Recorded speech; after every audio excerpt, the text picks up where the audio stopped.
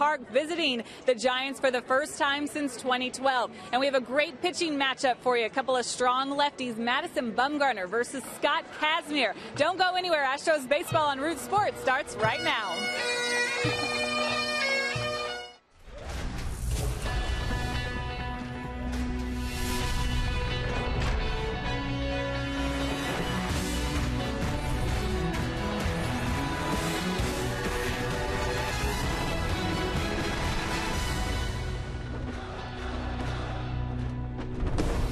Tonight from San Francisco's beautiful AT&T Park, Root Sports brings you Houston Astros baseball.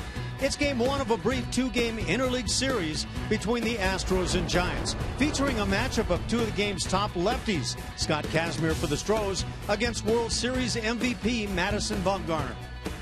Hi, everybody. Alan Ashby and Jeff Blum with you. And the Astros obviously coming off a tough series, losing the last three in Oakland against the A's yesterday and off day. Sometimes you don't want to see those when a team's playing well. Blummer, maybe the timing of yesterday's off day not too bad. Oh, absolutely. Anything they can do to wash away what happened in that Oakland series would be great.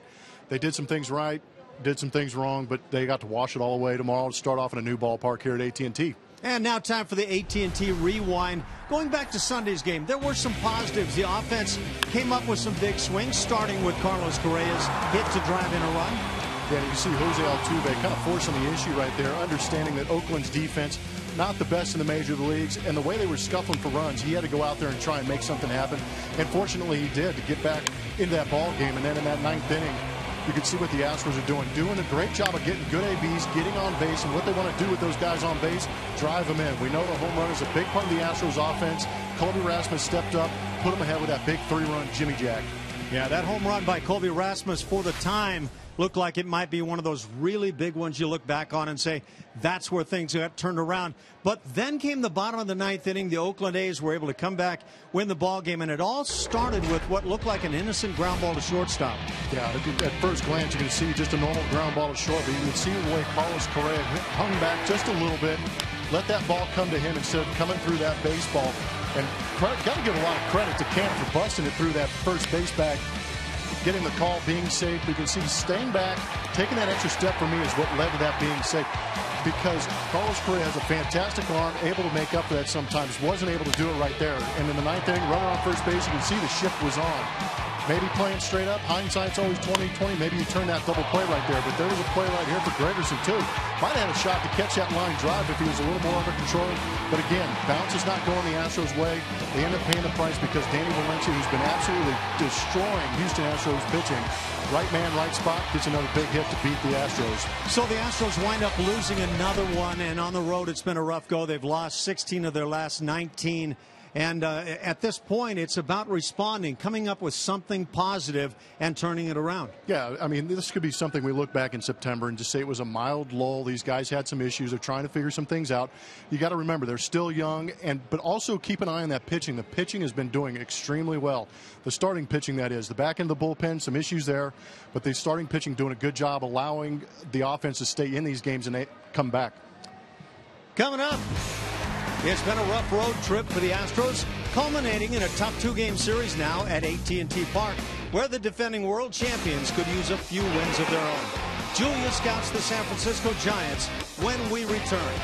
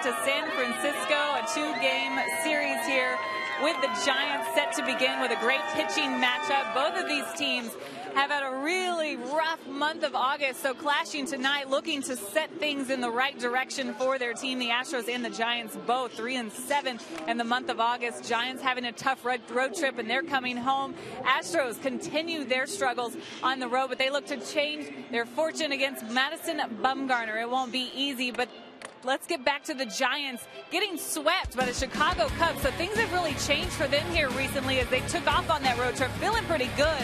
Now 2.5 games back in the NL West behind the Dodgers. You see the Cubs taking a 3.5 game lead over the Giants in the wild card with that sweep, playing some good baseball. Giants falling off a bit. Offensively, though, they showed some life late last night. 2 guys in the lineup. One guy we see all the time in this Giants lineup for years now, Buster Posey. This is Yellowwood bringing the lumber, and Posey, you see his number there this season, 332, doing what he does. Not just a great catcher, but offensively always swinging the bat well. And then Matt Duffy, the third baseman, 307 this year. These two tried to help the Giants come back late in a game last night against the Cubs, but they ended up falling short. But since the All-Star break, these two are on fire. This is going to be tough for Scott Kazmir with these two guys in the lineup. 403 for the catcher since the All-Star break, 347 for Matt Duffy. The slugging percentage good. These guys are driving in runs. Like I said, a tough challenge for Scott Kazmir, but he is ready. It's a team that he's very familiar with, and he talked to me earlier today about how this team has been so successful for the past few years, saying they grind out at bat. So he's really looking forward to the challenge as far as that goes, but he also has to watch out for the pitcher who will be in the batter's box tonight, Madison Bumgarner, not the easiest out. We're going to have much more on the starting pitcher, as well as the other starting pitchers in this Houston Astros rotation, as it's been one of the strengths all season long, but they're going to need it here at AT&T Park against the very best in baseball. Ashton Blummer going to help me break it all down when we return.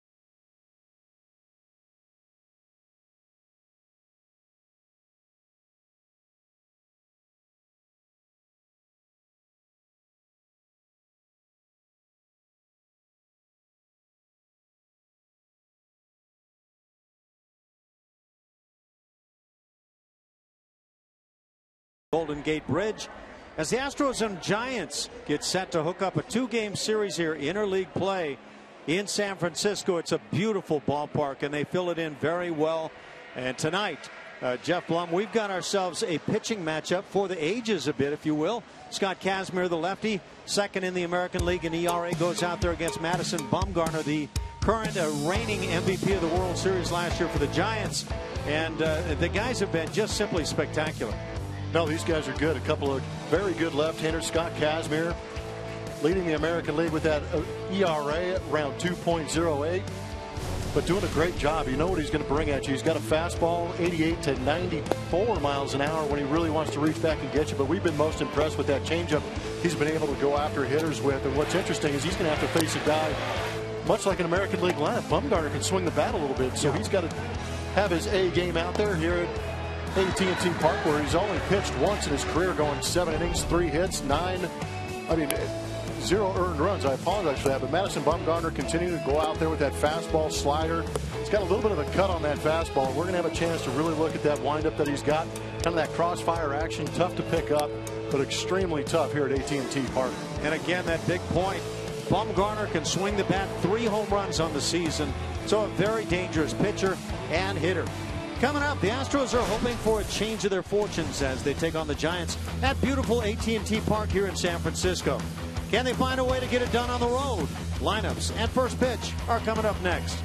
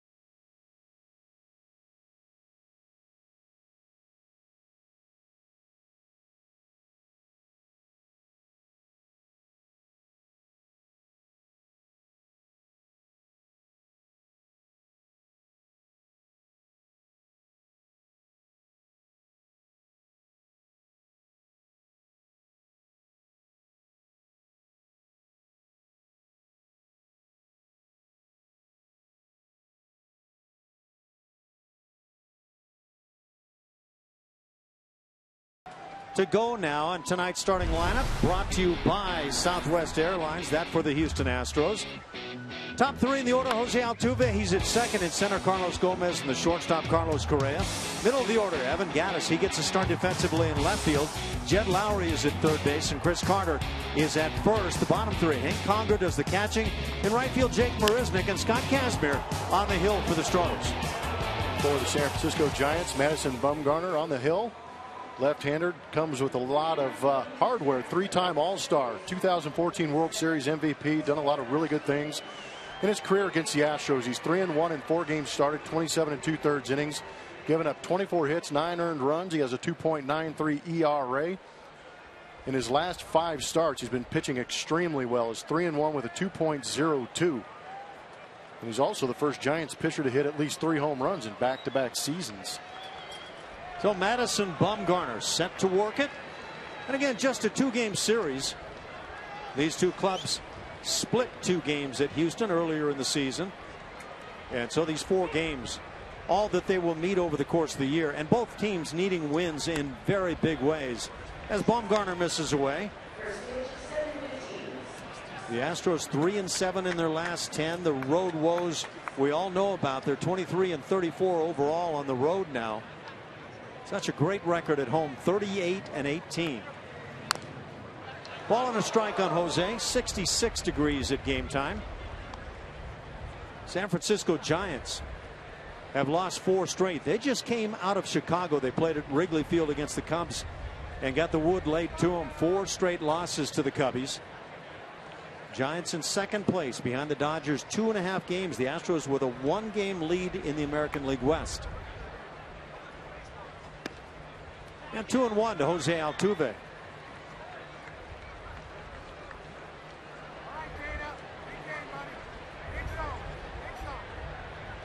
In the National League, Bumgarner 4th in wins with 12, 5th in strikeouts to walk ratio, a little above 5.5 to 1, and 9th in innings pitched. In the World Series last year, and it was improbable that the Giants would get there. They were a wild card team, as were the Kansas City Royals. Bumgarner went 2-0 and picked up a save in that World Series. Giants have won the World Series 3 of the last 5 years. That's how good they've been. And Altuve gets the night started with a base hit up the middle.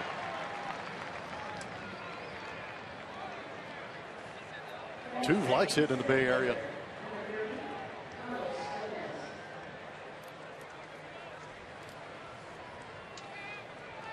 Get a chance. We're going to look at that pitch in our strike zone. It's going to be brought to you by MD Anderson. A little bit off the plate, but Altuve, we know, is a good bat ball hitter. Probably picked that spot early in the AB and said, I'm going to try and shoot this back up the middle, and does a good job with it. Leadoff man on for the Houston Astros. You'd like to see them string about 6 or 7 of those base hits in a row. Brings up Carlos Gomez back in that 2 spot now for the club. Altuve started the night hitting .298. He is right at 300 now with the base hit. And of course, Altuve leading the American League in stolen bases with 30.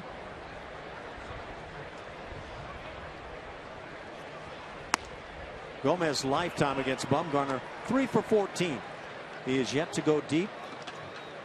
Opposing base runners against Bumgarner this year just 1 for 4 trying to steal.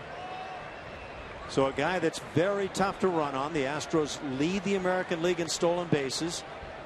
They lead in home runs. In fact, lead the major leagues in home runs. This one on the hands is fouled back.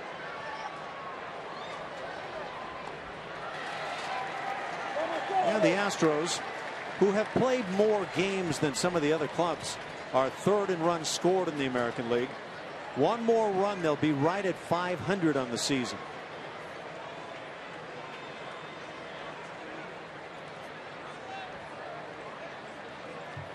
Gomez yet to go deep on Bumgarner. He'll hit one through the right side, though. Base hit. Stopping at second is Altuve. And the Astros, after an off day yesterday, back-to-back base hits, have something going for Carlos Correa. It's just a really good piece of hitting by Carlos Gomez. Been working him away, and with Brandon Belt holding the runner on at first, even without the shift, there's a huge hole to shoot through, and that was a good 2-hole hitting right there by Gomez to shoot it through. Now you got first and second. You got the meat of your order coming up. Correa, Gaddis, and Lowry coming up now. And Carlos Correa at the plate. .288 that batting average, 14 dingers. The numbers have been fantastic. Defensively, he's been great, but one play to start the 9th inning for the A's a couple of days ago, and that set up a 9th inning that saw the A's come back from a run down to win the ball game and take 3 out of 4. And that, I think, was a tough pill to swallow for Carlos Correa. Good. It's all about learning. He's a rookie, and he's going to be better for it. He's not one of those guys that's going to implode. He's going to be a better ball player by learning from some of those situations you find yourself in the big leagues.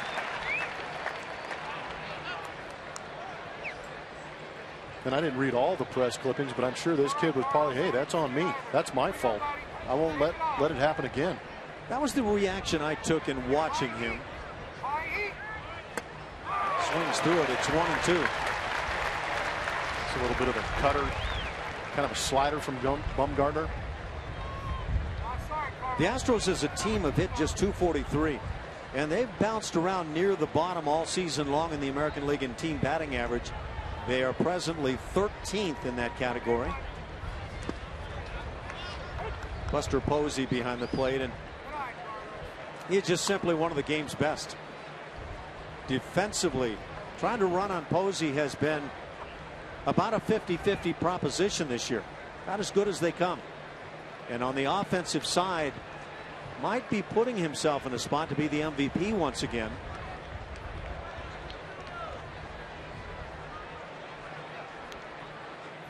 Double play depth in the infield. And a swing and a miss by Correa. But not a good swing there. That's out number 1. And it brings up cleanup man Evan Gattis. Take a look at the defense here at AT&T. Ex-Astro Justin Maxwell in left, Gregor Blanco in center, Hunter Pence, another ex-Astro in right field. Across the infield, Matt Duffy at third, Brandon Crawford at shortstop, and Rene Adrianza at second base. Brandon Belt at first, Buster Posey behind the plate, and Madison Bumgarner's doing the dealing.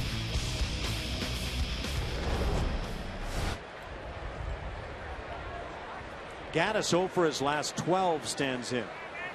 And after the 2 leadoff singles here by Altuve and Gomez, an inning that starts promisingly, the Astros would love to take advantage of that.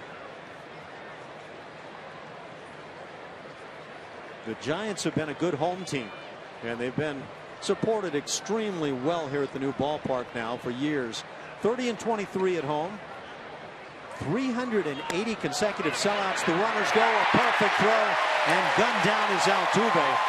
And as we were just talking about, Bumgarner's been tough to run on. And behind the plate, Posey near perfect.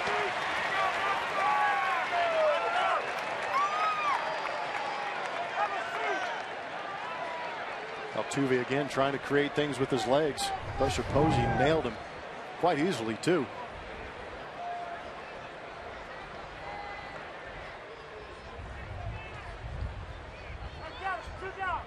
Evan Gattis has had some success against Bumgarner. 3 for 9 over his lifetime. Takes a strike. It's 1-1. We've got Supermo shot. Brought to you by Mattress Firm. On that tag from Matt Duffy. See where that throw is absolutely perfect. Catch it. Just drop the glove down in front of the bag and make sure you get a part of that leg before all those feet get in there. Don't want to have to go to that review. It's the 11th time that Altuve's been caught stealing. There goes Gomez. He'll steal it without a throw. Huge jump on Bumgarner. But with 2 outs, the Giants focused more on the hitter. It's 1-2 now on Gattis. Absolutely right. Meaningless. That guy right there is the only focus for Bumgarner.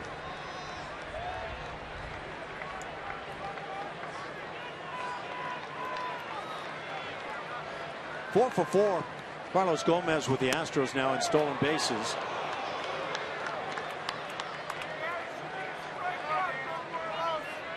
And a 2-2 count on Gattis. The wind blowing out toward right field. And you can see the jackets on for most of the guys. George Springer to be evaluated when the Astros get back home to Houston. And now 3-2. Jed Lowry waits on deck.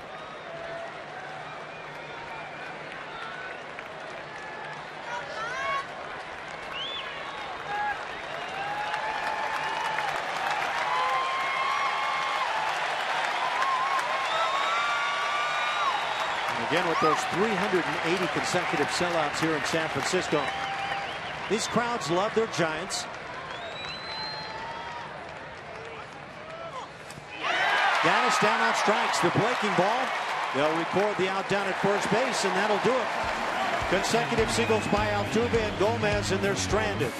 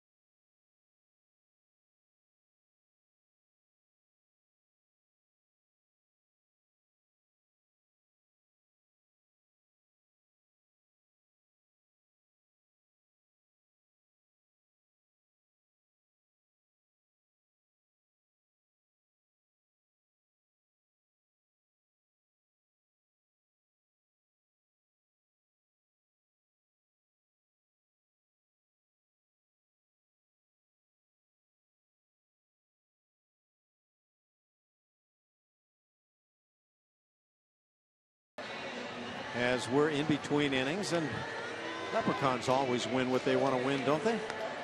It's an angry leprechaun. For the San Francisco Giants in a 0-0 game. That batting order tonight for Bruce Bochy. Gregor Blanco in the top spot, followed by third baseman Matt Duffy. And then the catcher Buster Posey. Hunter Pence, former Astro. That's cleanup. Brandon Belt, the first baseman, in the 5 spot. Then Brandon Crawford. And the bottom 3, another former Astro, Justin Maxwell. Ere Adrianza. And then the pitcher, Madison Bumgarner, who can swing it. Scott Kazmir going for the Houston Astros, making his 4th start in that Astros uniform. A little bit better weather for him. He's pitching a couple of starts of high humidity, high temps, but back in the Bay Area where he pitched quite comfortably. He actually told us that when he was pitching for the Oakland A's, lived pretty close to AT&T Park. Strike at the bottom of the knees to start things. Reigning pitcher of the month for July. Kazmir put up that 0.26 ERA. Now second in the American League. Sonny Gray has gone a couple of thousandths of a point better than Kazmir. Got a movement in the box from Gregor Blanco. It's 0-2. I saw that at the Olympic softball championships. It's about what that looks like, isn't it? Bluff bunt, take a little half swing. The Astros pitching as a team, 3.53 ERA, second best in the American League. That has not been the problem here over the road trip once again for the club. Shift on, 3 infielders on the right side as Kazmir just misses away.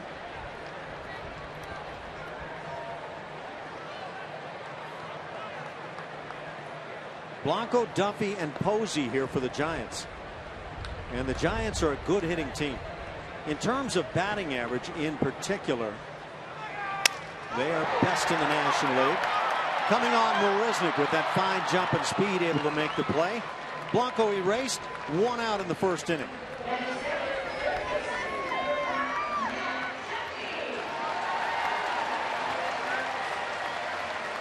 Defense for the Houston Astros. You just saw Jake Marisnik out there in right. Carlos Gomez in center. Evan Gattis gets an appearance in this National League ballpark in left field. Jed Lowry, Carlos Correa on the left. Jose Altuve, Chris Carter on the right. Hank Conger doing the catching. These Giants are third in the National League in runs scored. And again, they lead the league in team batting average at .271. They're second in on-base percentage and third in slugging. So that adds up very well for the Giants.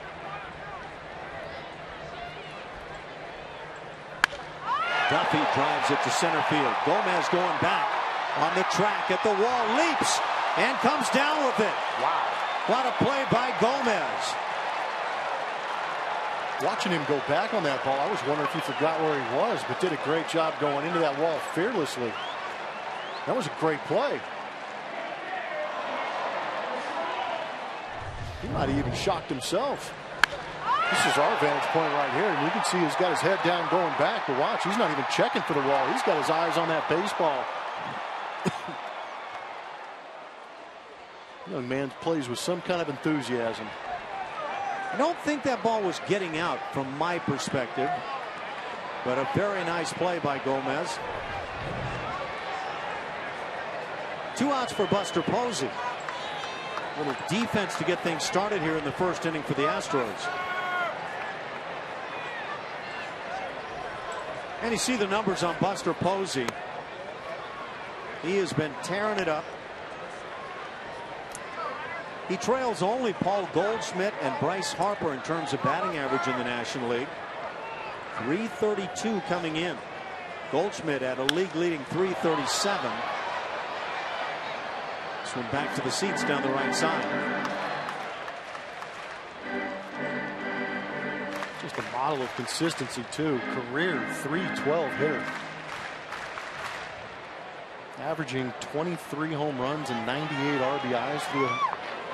That's incredible for a catcher. He was the MVP in the National League in 2012. One of those World Series years. You just go by the even years starting in 2010. So 10, 12, and 14, the Giants winning the World Series. He was the Rookie of the Year in 2010. Silver Slugger Award winner in 14 and 12. And the Hank Aaron Award winner in 2012. So he's already carrying a lot of hardware in a young guy.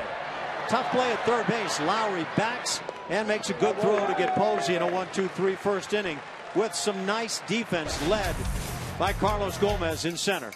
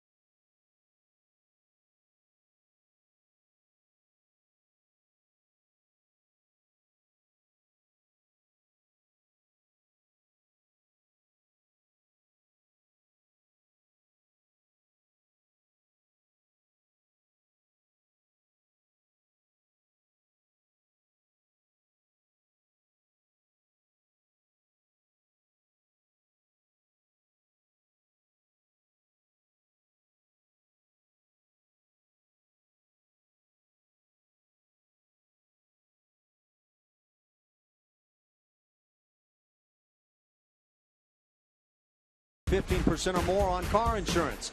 Visit us at geico.com or you can call 1-800-947-AUTO.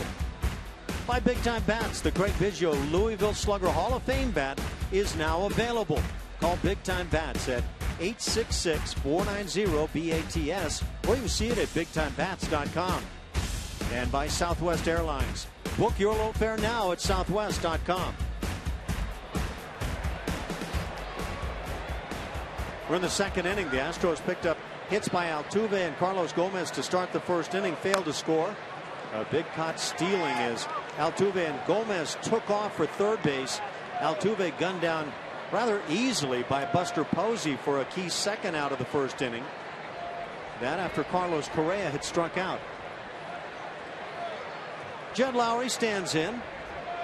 And for Jed, the batting average at .284. He's 4 for 12 lifetime against Bumgarner. A pretty good looking pitch taken for a ball. Umpire behind the plate tonight, the crew chief Dana DeMuth. Mike Estabrook is at first. At second, Ed Hickox and Paul Noward at third. And this one called a strike. Now 1-2 on Lowry. Madison Bumgarner coming off a 6-1 win at Atlanta on last Wednesday. Just allowed 1 run on 7 hits. The breaking ball pumped through. Swinging through it, Lowry out number 1. 3 strikeouts now for Bumgarner. All in a row, and he's showing some good off-speed pitches to the Houston Astros early on.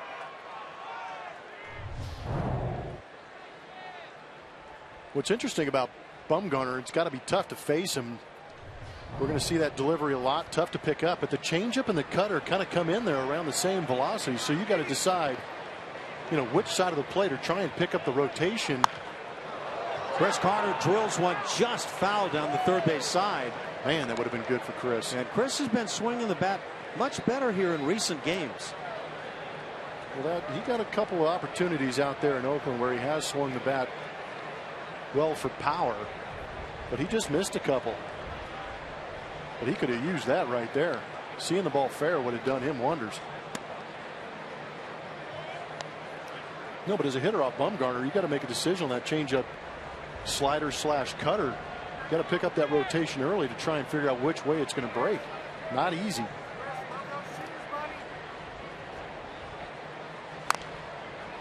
Carter with a 1-2 count. Out on the West Coast, A lot of times you've got ball games that have already been completed.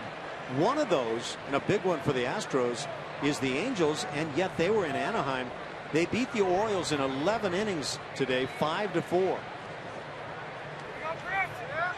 Now let's check which scoreboard we are peeking at here.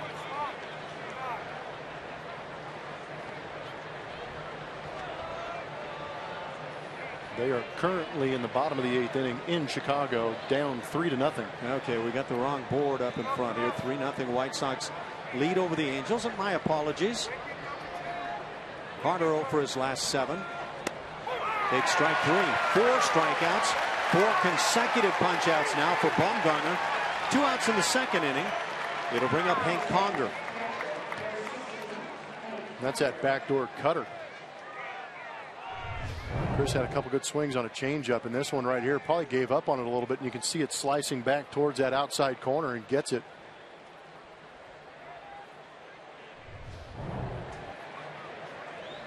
So 2 outs, base is empty for Hank Conger. And Hank is over his last 6.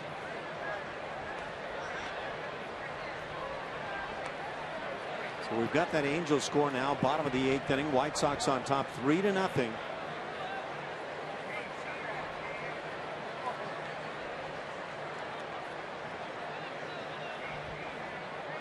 Colby Rasmus's brother, Corey Rasmus, pitching for the Angels. And as long as you're talking about famous brothers, did you see who hit the home run in the White Sox game? The brother of Klay Thompson, who plays for the Golden State Warriors here in the Bay Area. So you've got a splash brother across the bay, and you have a smash brother in Chicago. They ought to be able to get along well at Thanksgiving, you would think. Probably some good stories to share. Texas Rangers are leading 2-0 at Minnesota in the 7th. Don't forget about the Texas Rangers. They start the day 4.5 back of the Astros. The Angels start 1 game back.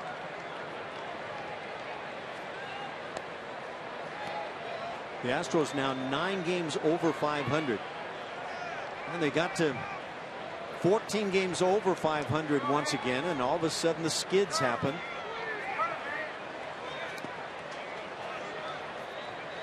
Two and 2 on Hank.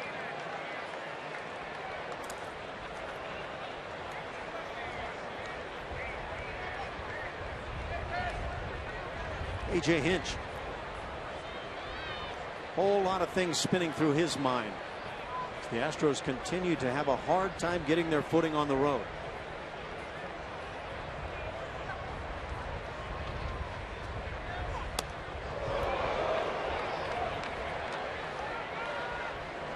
Jake Marisnick waits on deck for Houston.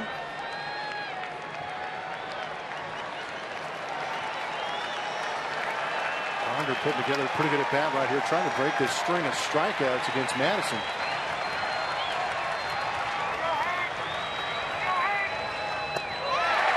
Got him at 87 miles an hour.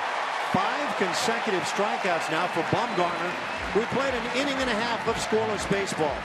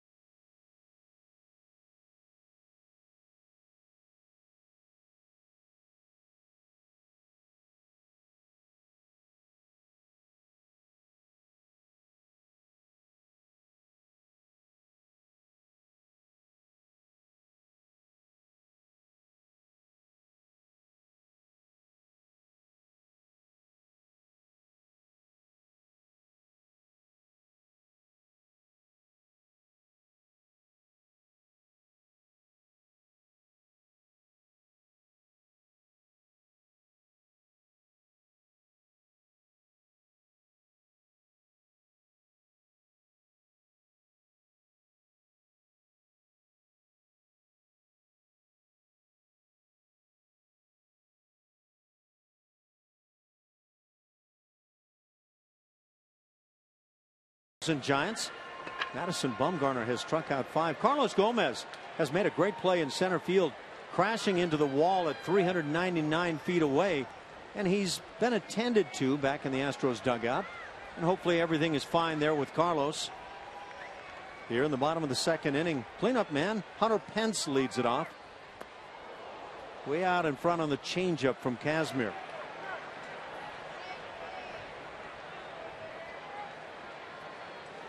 Kazmir handed a loss his last time out, that against the Texas Rangers, and the first loss he's picked up with the Astros.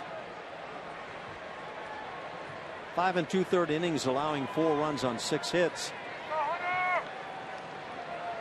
And in that one, he allowed 3 runs in the first inning.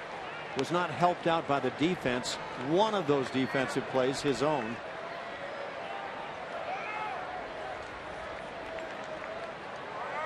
Hunter Pence has spent a lot of time on the DL this year, but when he's been ready, he's played very well, hitting .298.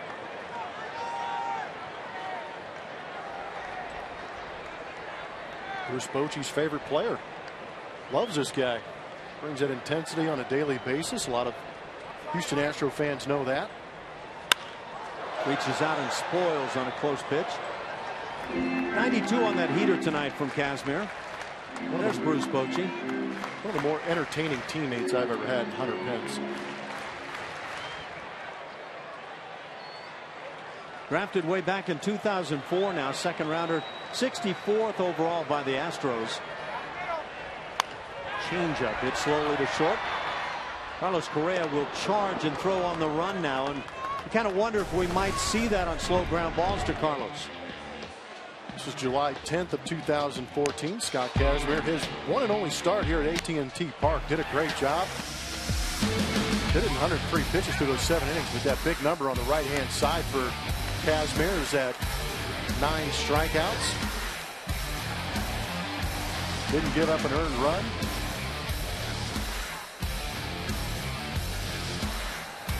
But good stuff. Like to have a repeat performance here. Left-hand hitting Brandon Belt at the plate. Pretty good name for a power hitter. 15 dingers on the year. He's driven in 50. Hitting .270.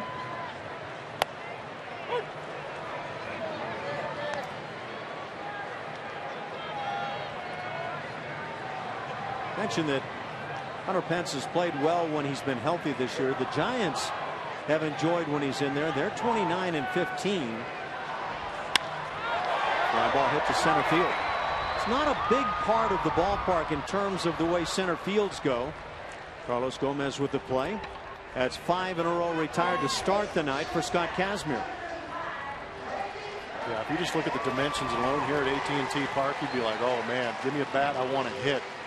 And then you spend an evening here trying to crush balls out here when the sun goes down, and it goes absolutely nowhere. Well, then 421 out in right center field.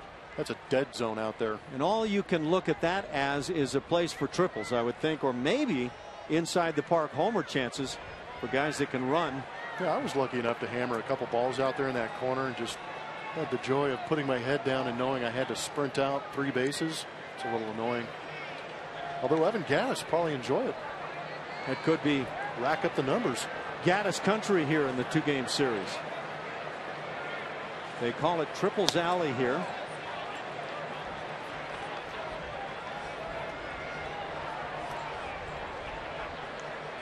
Brandon Crawford at the plate has hit in his last 4.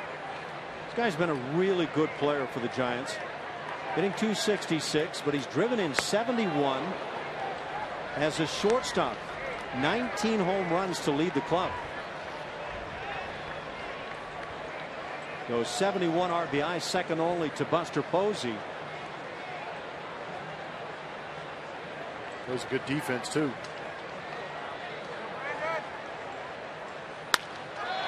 Line drive left field. Evan Gattis out there tonight.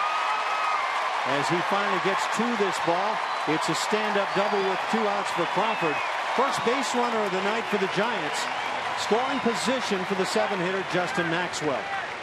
That's one of the interesting things about lineups that face Scott Kazmir. You figure they'd want to put in right-handed hitters to get those matchups. You look at Crawford doing a good job on that fastball down and away, just to stay on it, go with it. You're really not expecting Gaddis to do too much other than keep that ball in front of him, get it back into the infield. But Kazmir, the numbers against him, left-handed hitters are hitting 229 off him. Not a big number, but bigger than the 198 he's given up to right-handed hitters.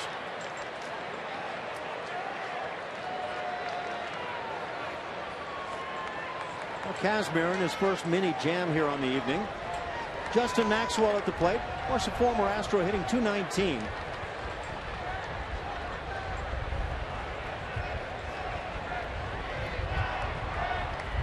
Seven home runs on the year for Justin.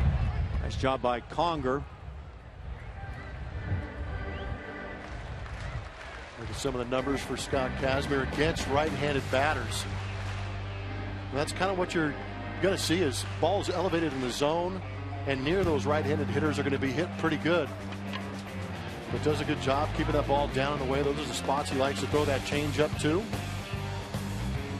And I'm sure Brent Strom likes to see that up and in number. Astros and Kazmir trying to pick off Brandon Crawford at second base. Might have had a shot with a good throw, but Kazmir let go of it early, throws it into center field. It'll be an E1. Crawford into third base now with 2 outs.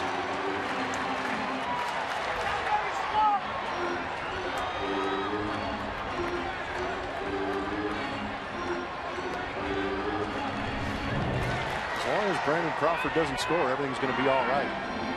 You can see right there was a gap maybe for that throw too.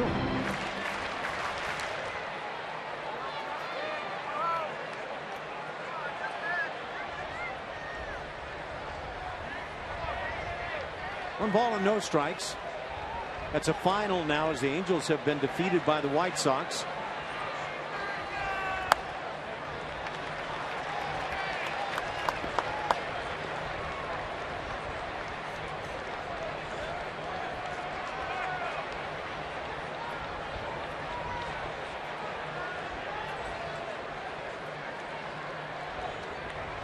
Just the second inning.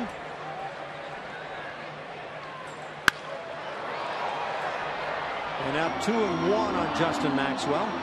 Mentioned the 7 home runs he's hit this year. It's a guy who hit 18 homers for the Astros back in 2012. Now he hit just 229 that season. And on his career a 223 batting average.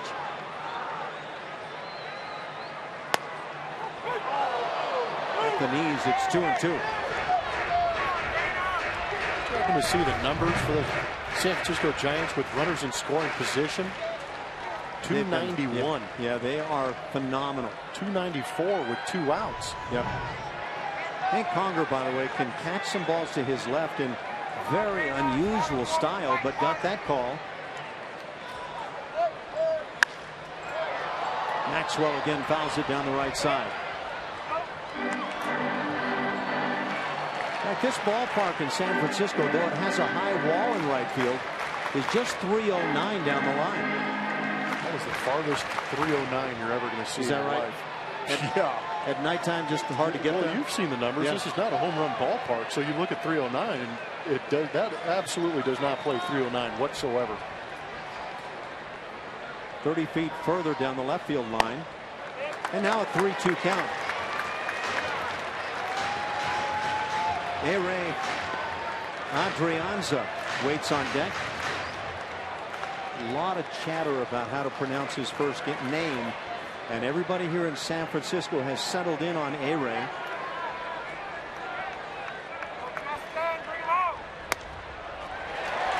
Maxwell draws the 2-out walk. So that'll put runners at the corners and bring up Ere Adrianza.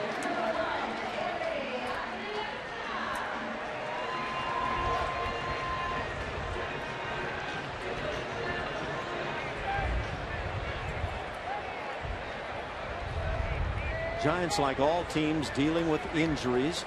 Joe Panik, their regular second baseman, and a good one, placed on the DL back on August 3rd, lower back inflammation.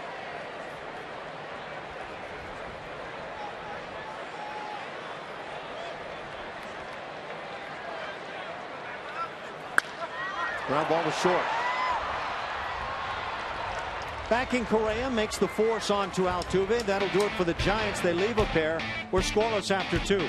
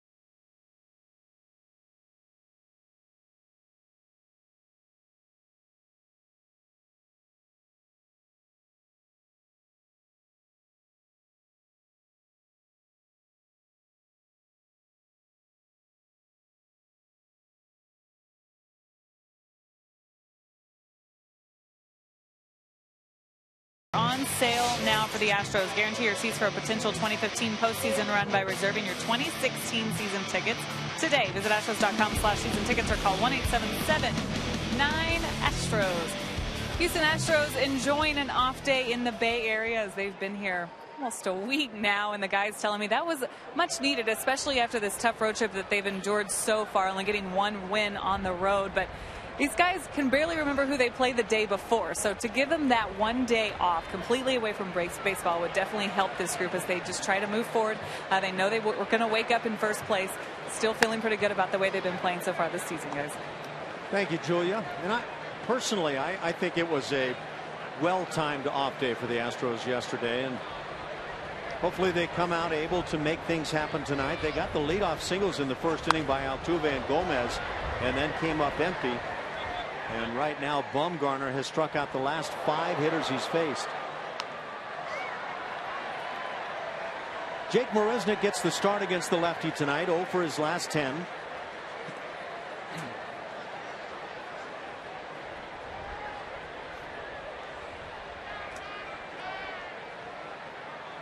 Giants just 3-7 in their last 10 games. 2-1 the count on Jake. Keep in mind it's interleague play and the pitchers swing the bat. Scott Kazmir is the man waiting on deck.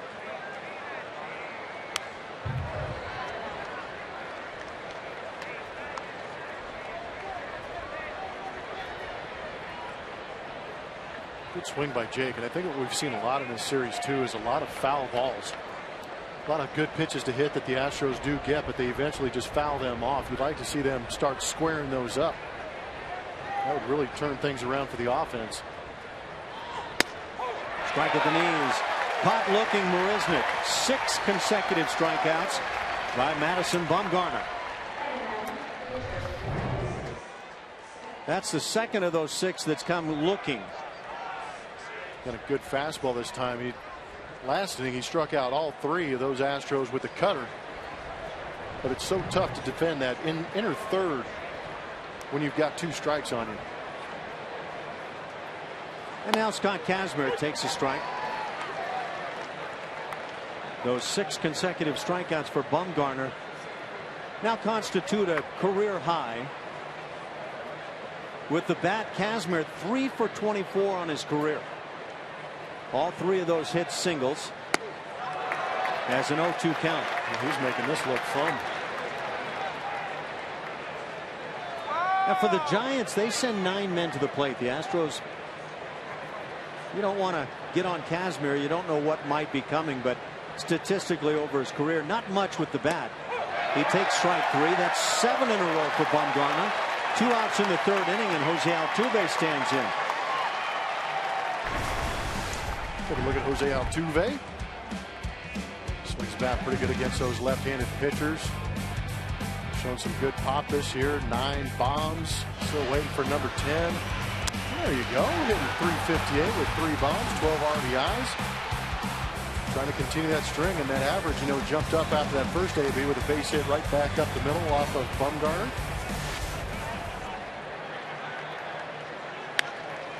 And he lines one softly, but over the head of Crawford at shortstop. Altuve's 2 for 2 on the night.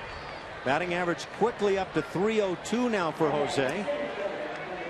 He's aboard for Carlos Gomez. And if you're thinking running game, that might slow down a bit. Bumgarner's been tough to run on. Buster Posey has been very tough to run on. I'm not too concerned about the stolen base right now. I'm just glad he got a base hit and actually made contact to break up those 7 strikeouts in a row from Bumgarner. So Altuve hit to center, 1 to left on the evening. Ground ball hit to short. To his right is Crawford. He'll get the out at second. And that does it for the 3rd inning. The Astros get a hit and leave a man through 2.5. Scoreless game.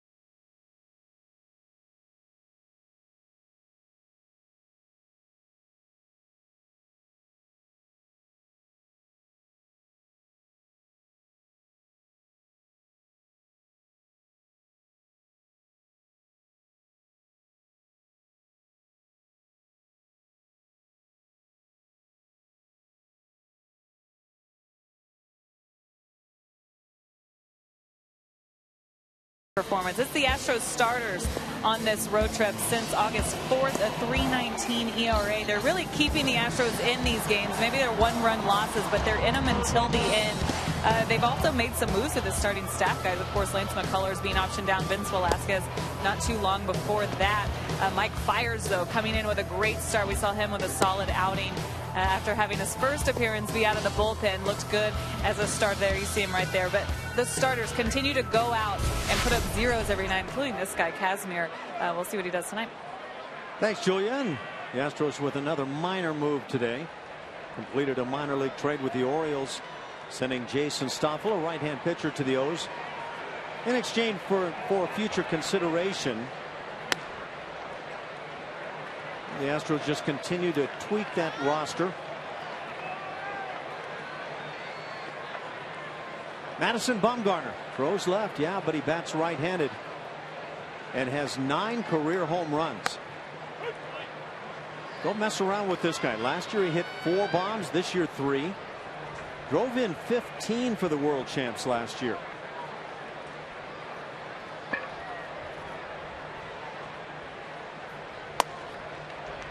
Two and 1 the count. First realized in the major leagues that he could hit dingers in 2012 when he hit a pair.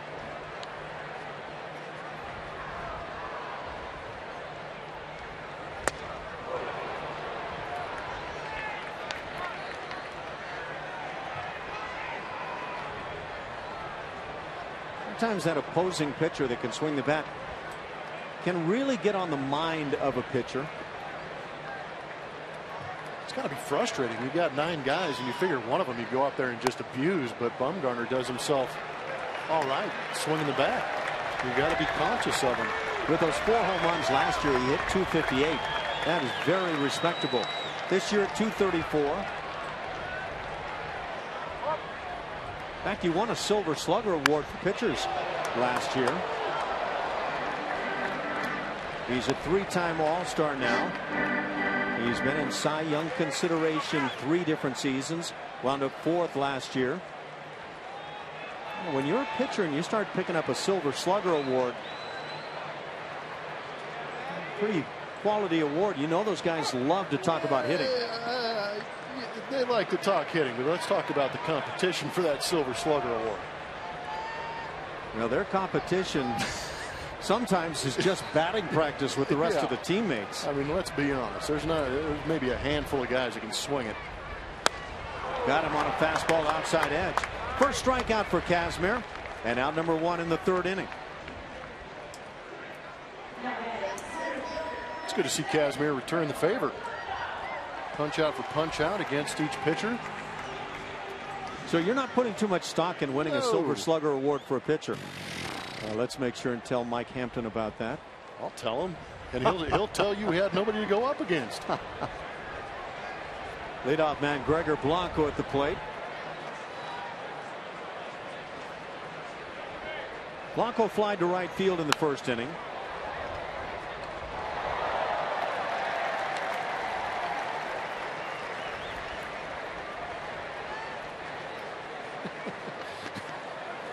You ready for this? Sure. Just got a note that says Bumgarner's raised his average 55 points since he quit taking pitchers batting practice. So there you go. Well, the other guys probably kicked him out. He's saving all of his knocks for the game. He's not wasting them in batting practice. He doesn't need to put on a clinic. He's got that silver bat. There's a lot of truth to that. I think, for me, the position players can wear it out sometimes. So much batting practice. And speaking of that, Hunter Pence takes the most swings per day of anybody I've ever seen in the major leagues. Yeah. Oh, for him, at least it pays off. What does 2 more mean for Hunter Pence? He doesn't understand 2 more. It's 200 more. It's one of those lines, 1 more or 2 more for a guy that's in the box that in the round of 7 swings has already taken 17. I was a big proponent of saying 2 more, and if I hit the line drive on the next pitch, I walked out. Line drive, there it is, base hit. Pretty hitting by Blanco, 2nd hit for the Giants. Blanco aboard with 1 out for Matt Duffy. Keuchel's Corner is a dedicated section for fans to show their support for the Astros ace. Every time he takes the mound, you get a ticket, beard, and a Keuchel's Corner Go Beard or Go Home t-shirt for this Friday's game versus the Tigers. For more information, visit Astros.com/Keuchel's Corner or call 1-877-9-ASTROS.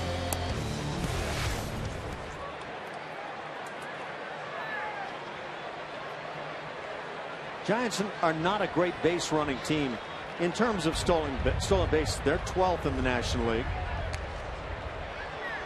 And yet, Gregor Blanco has been pretty good in that category. He's stolen 7 in 11 tries. Matt Duffy, you may not have heard a lot about this guy, but doing a nice job for the Giants, hitting .307. It's that changeup that floats in. It was Duffy driving the ball to center field in the 1st inning that was hauled in by Gomez at the wall as he crashed into the wall.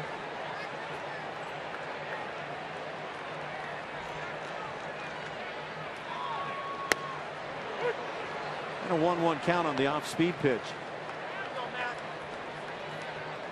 Pretty much an off-field line drive type hitter. And yet he'll drive the occasional long ball, 9 on the year.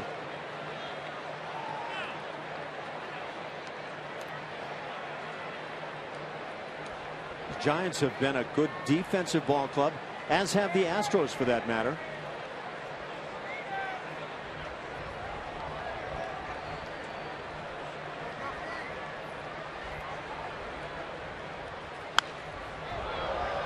See some of that opposite field type hack with that one. Might have been because that slide step, Kazmir quick to the plate, pumped up on that fastball and got in the kitchen. Scott Kazmir has gone at least 7 innings in 6 of his last 8 starts and 7 of his last 10. Took a tough loss last time he pitched in Texas, only going 5 2/3, but that first inning. Another foul tip hung on to by Conger. That's the second out, both on strikeouts here in the 3rd inning. It brings up Buster Posey, and not a guy you want to mess with.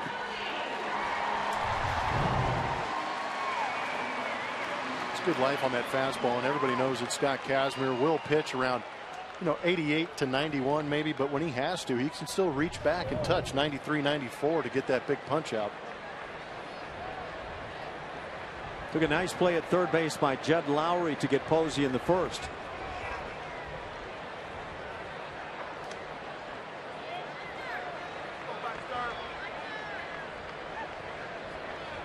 In those last 10 starts for Kazmir, he's gone 5 2 and an ERA at 1.07.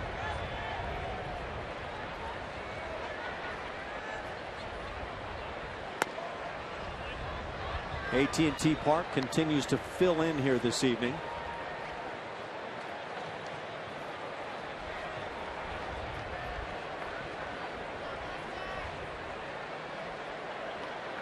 Just a gorgeous yard. And they've done it upright all the way around here. Line shot up the middle, past the diving Correa into center field. Stopping at second is Blanco.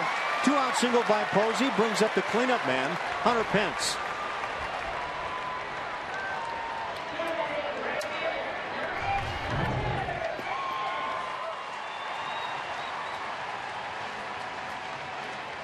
Guy can hit. I'm sure Kazmir will be happy just giving up that base hit, but still smart hitting, not trying to do too much, getting that fastball out over the plate, going right back up the middle, trying to give those guys behind him an opportunity.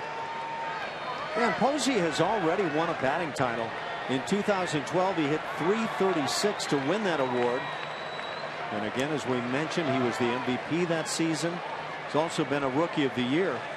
He's at first. Hunter Pence 0 for 1 at the plate. That was Posey's 800th hit in his career. And he happens to be looking for his 100th home run. The next one he hits will be number 100. That was Hunter Pence right there, huh?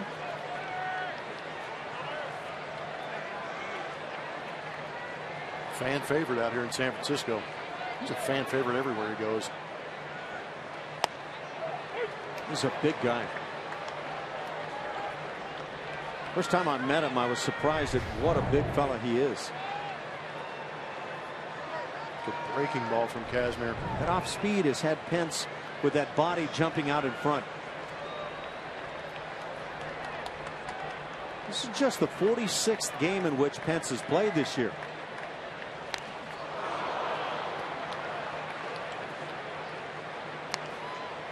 It still amazes me how much speed Kazmir's able to take off that changeup, get swings like you just saw from Hunter Pence. It's very rare that a guy can take that much pace off of a pitch.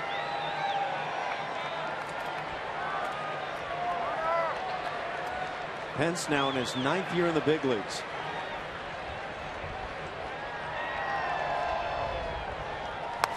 And down on strikes. 3 strikeouts in the inning. There were a couple of hits as the Giants strand a pair. A couple of left-handers shutting them down.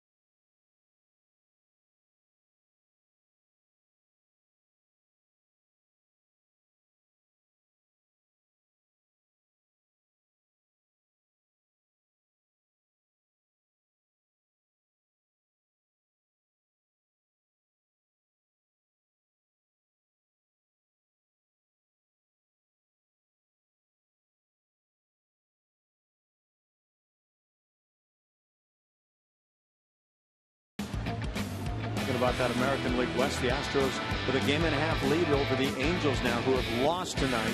Texas Rangers 4.5 back, and then your wild card chase, Mama. How about your Blue Jays? They have found themselves in flight recently. Half game behind New York. Creeping up there. Well, you know the Yankees and their fans are concerned about the Blue Jays. Blue Jays came into the Bronx and just laid it on the Yankees. Both clubs here, and it's game 1 of the 2-game series, trying to get on the board. Carlos Correa struck out, the first of the 7 by Bumgarner.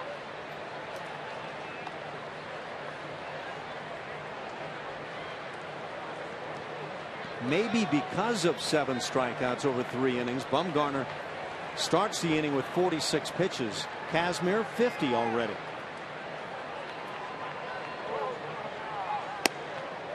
Right there at the bottom of the knees, it's 1-2, and Correa not getting a good swing yet against this fine left-hander.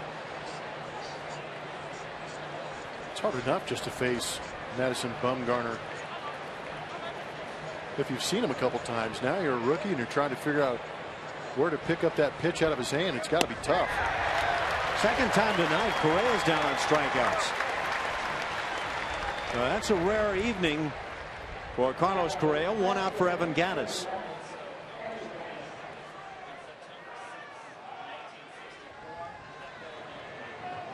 The career high in strikeouts for Bumgarner, 14. Came up with that earlier this year in June against the Padres. And now he is on a roll this evening. Dialed in, spotting that cutter on both sides of the plate. Good changeup.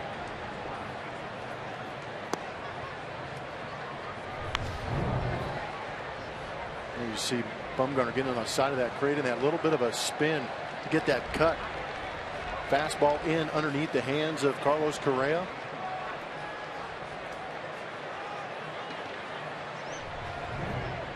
Good pitching. Evan Gattis now 0 for his last 13. Hits one sharply, but at Crawford at shortstop. Good arm, and 2 down in the 4th inning.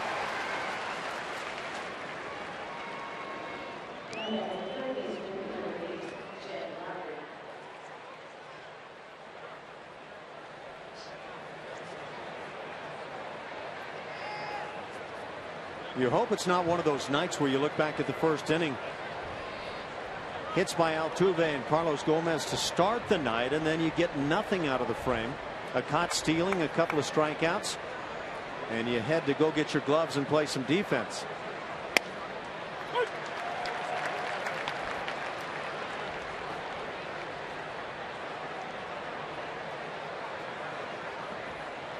Jed Lowry continues to play well. Has not homered since coming back off the DL. Grounds 1 to short. Crawford with another play. Shows off that good arm. A 1, 2, 3, 4th inning. To the bottom of the 4th we go. Still looking for that first run.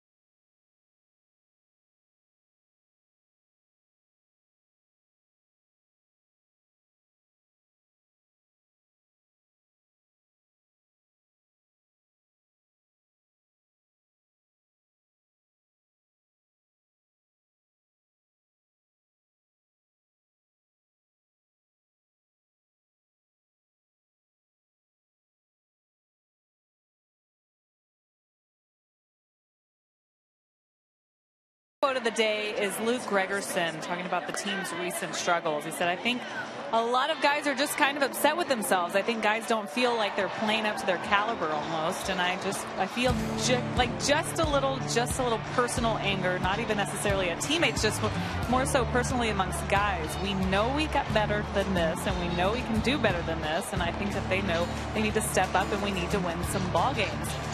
Guys, what do you think of the comments and what's going on in the clubhouse? I told you how some of them feel like at times they're playing still really good baseball, but it can get frustrating in that clubhouse. Yeah, Julia, I'll just start by saying it feels to me like Luke might have wanted to say more than he actually said there, but I think that goes on a team when you're struggling, as the Astros have been on the road. Just got to be accountable for your own actions. Go out there, keep playing hard. The guy next to you's not playing hard. Remind him he better go out there and play hard. But I just like to see what the unity of this ball club after Colby Rasmus's home run, the way they partied together after that. I thoroughly enjoyed that. I thought that was a good sign, but I'm sure just in the same way, when they lose those ball games, they're losing them together. Brandon Belt at the plate, the 5-hitter for the Giants. Flied to center in the second inning. Scott Kazmir and Madison Bumgarner going at it here this evening, and they have been living up to the billing. Do you have the sense that anybody on the team may not be putting out all the way? Nope, I don't. That would be my sense as well. No, I've been on teams where you know the guy next to you is not giving it all. You got to, not in front of everybody, but very politely, convincingly say, hey, we let go a little bit in the last couple of games, step it back up. But that's August. I mean, everybody talks about it. These long seasons, August is probably the toughest month, because you're battling through, you're coming out from that all-star break, you're trying to find your way again in that second half. It's hot. Maybe you got some nasty road trips mixed in there, a day off burned by a makeup game. But in September, that's when everything starts coming back to normal, and you get that adrenaline push because you realize you're about to go for a pennant. Or some teams just mail it in and try and go for a salary drive and make vacation plans.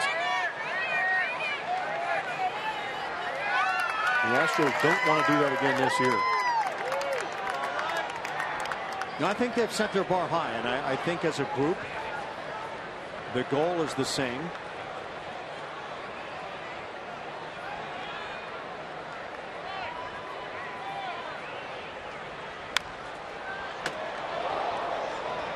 Count stays at 3-2 as Brandon Belt leads off the fourth inning, followed by Brandon Crawford and Justin Maxwell.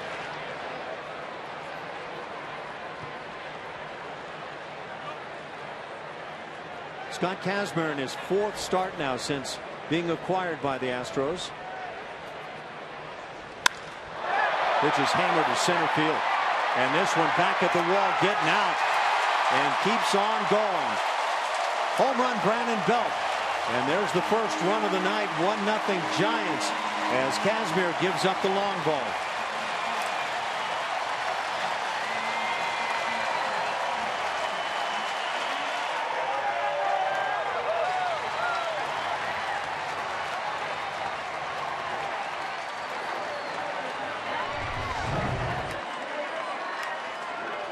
Fastball center cut. And when you see Brandon Belt drop the bat like that, it's a good indication that he got it all. And that's a tough part of this ballpark to hit it out.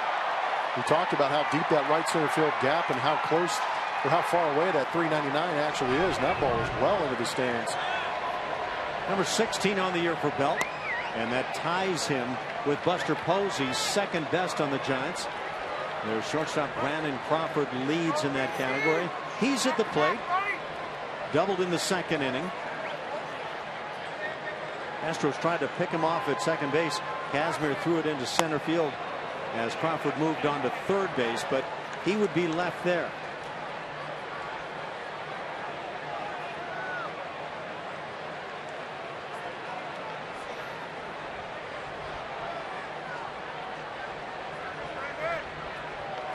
So the Giants strike first.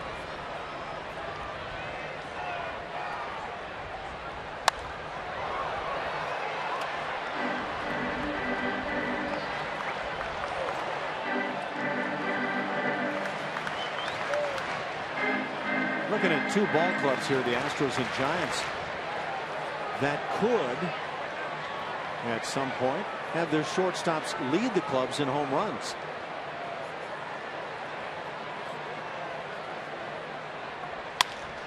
Ground ball right side, shift on. Altuve's right there.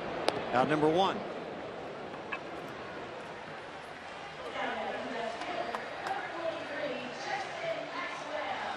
That'll bring up the 7-hitter Justin Maxwell. Maxwell drew a walk in the second.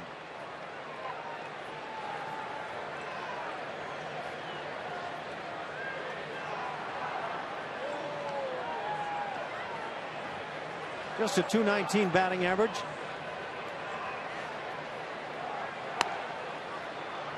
But will occasionally show that raw power he possesses.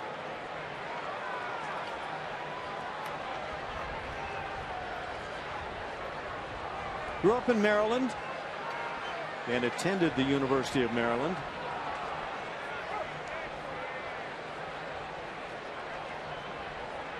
Drafted in 2005 by the Washington Nationals, a fourth rounder.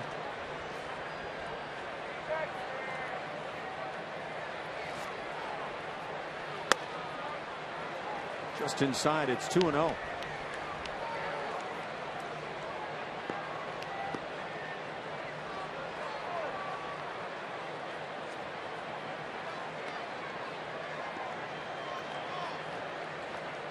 In fact, Maxwell was drafted a couple of times and did not sign in either one of those cases.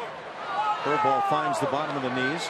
Baltimore drafted him in 2001, the Texas Rangers in 2004, before he finally chose to sign with the Washington Nationals.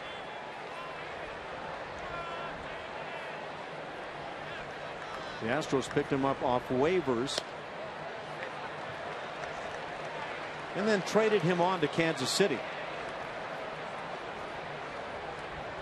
Since then, he's been granted free agency and now finds himself with the world champions.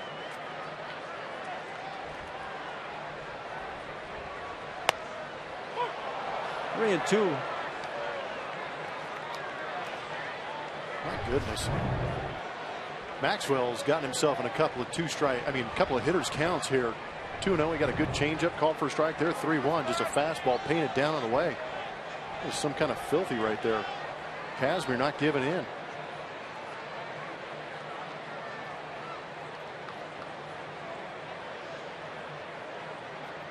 One of those at bats maybe where you go back to the dugout and think to yourself, never got a pitch to hit. It happens when you're facing a guy like Scott. That was the one. Yep. Fernando Valenzuela could do it to you time and time again. And those were in the days when umpires were giving a lot of outside corner.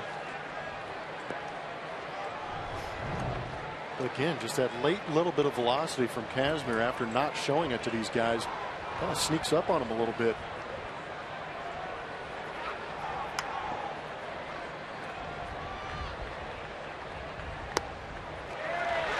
Second time tonight, Maxwell draws the walk. Comes with one out and brings up Ere Adrianza. Watch every out-of-market game live or on demand in true HD on over 400 mobile and connected devices with MLB.TV Premium. Real-time highlights, live look-ins, pitch tracking, and more. Blackout and other restrictions apply. Visit MLB.TV for details.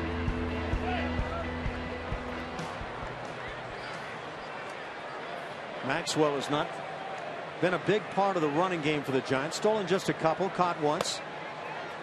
But with Hank Conger behind the plate, you anticipate that opposing teams will try to exploit the running game.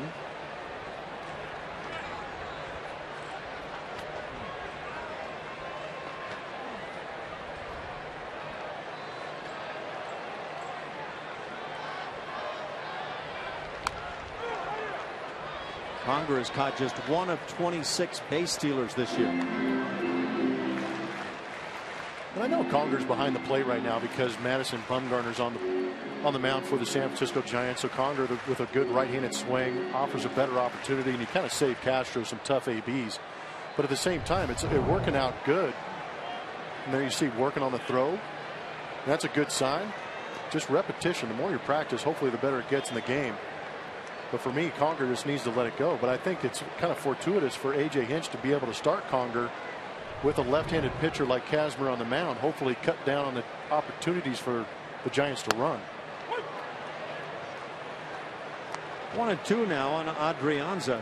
And that workout today with A.J. Hinch supervising and trying to help in some way to improve that throwing game.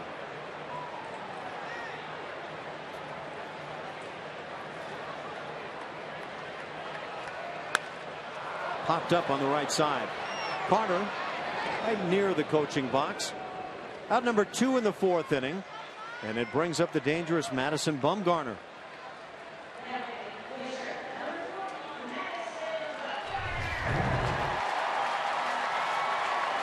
Good pitch, just fading away.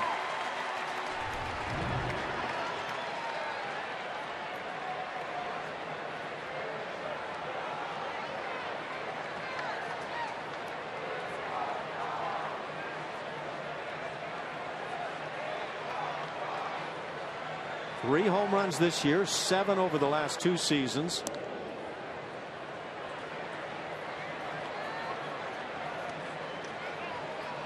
Is this left field at this ballpark considered fairly tough place to be able to drive it out? Nope. Plays fair. 382, but again, with that open center field, open right field.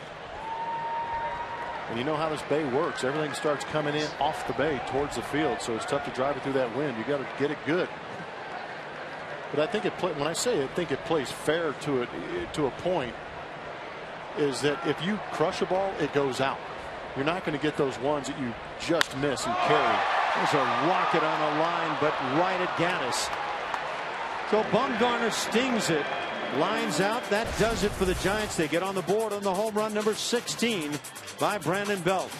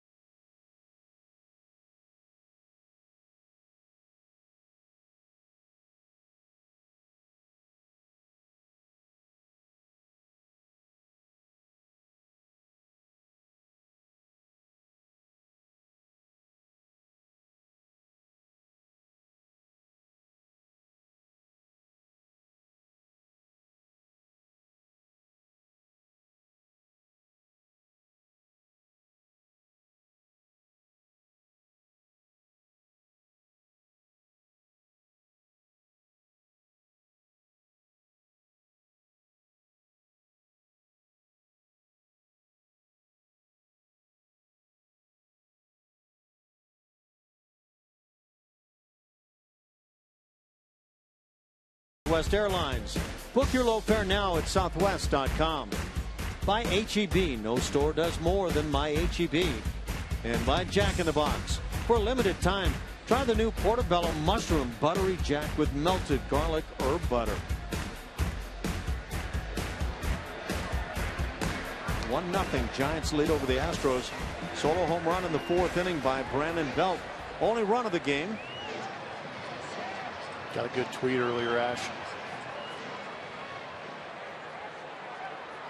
That was a video game played.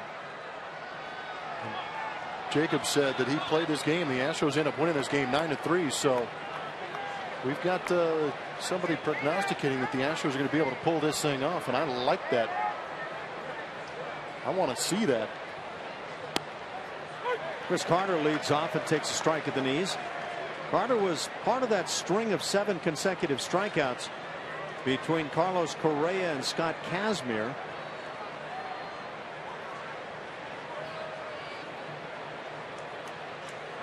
Bumgarner has 8 on the night, 14 his career high. Heard this story before, but Madison Bumgarner went to a high school dance with a girl named Madison Bumgarner. 1-2 now on Chris. How many Bumgarners have you known? I don't know. I'm going to lay off that one, I think.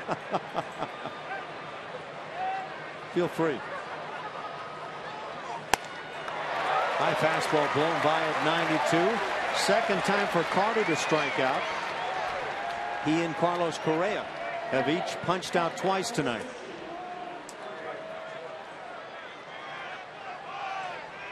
And now 9 strikeouts for the lefty.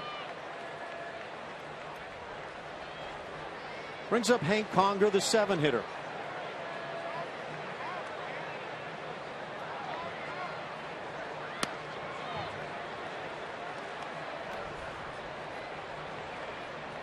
Different styles with these two lefties. Bumgarner, that long arm slinging action.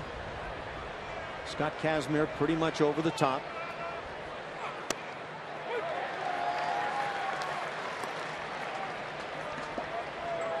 Just amazing that Madison Bumgarner is able to repeat that motion so consistently and throw all 3 of those pitches out of that same arm slot, same release point.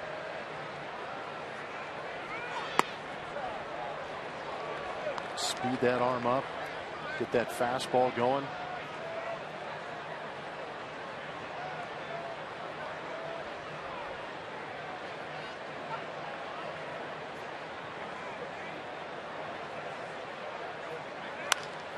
Now ball to short.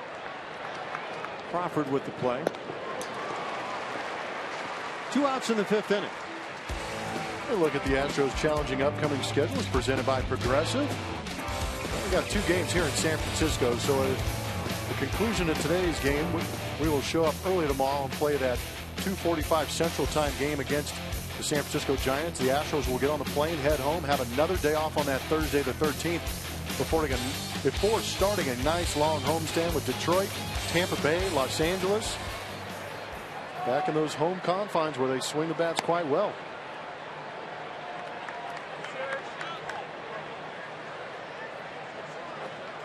Jake Marisnick 0 for 1. Caught looking as he led off the 3rd inning. Pops it up on the right side. Brandon Belt, the first baseman. Back into fair territory, and a 1-2-3 inning. 7 in a row retired by Bumgarner as he and the Giants lead it 1-0.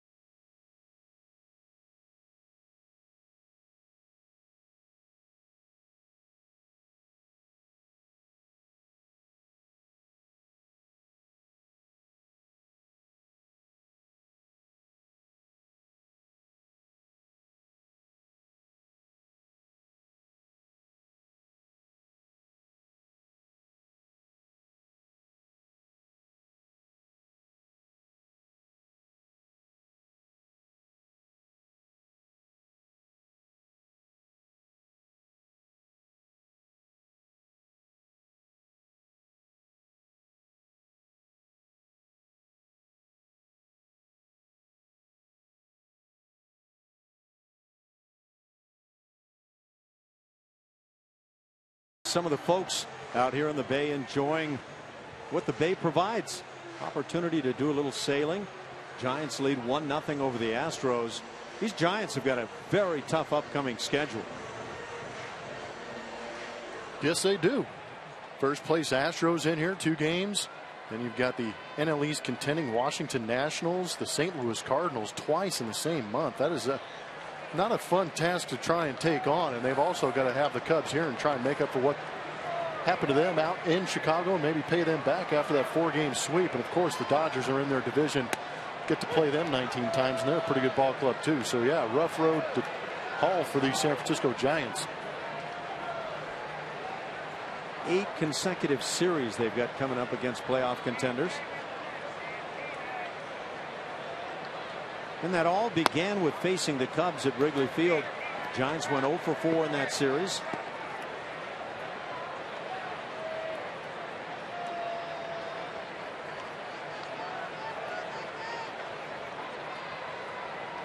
Giants on the season 23-26 against teams over 500.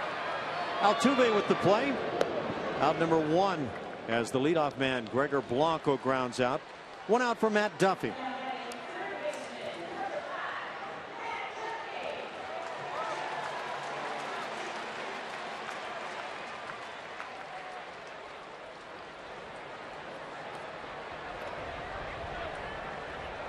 They're in the 14th inning in Cleveland. 4-4 Yankees and Tribe. It's a final. The Twins able to come back and beat the Texas Rangers 3-2. That in Minnesota. 2 in the 8th inning, 1 in the 9th for the Twinkies. So the Rangers fall. That would, for the moment, put the Texas Rangers 5 games back of the Astros. Diamondbacks destroying the Phillies 12-1. Mariners on top of the Orioles 5-2 from Seattle in the 5th inning. Oh, went down to a knee. At least he kept it in front. Got eaten alive on that one. You still have the older gentleman here as the ball boys. Oh, ball dudes. Ball dudes. Yeah. Sorry. Alan Levins down the third base line. You just saw a box that ground ball, and then Mike Williams down the first base side.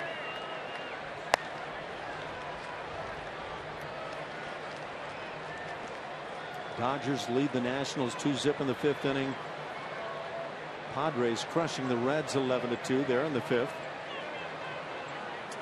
Blue Jays have downed the Oakland A's 4-2 as the Oakland A's move back to Toronto to start that series.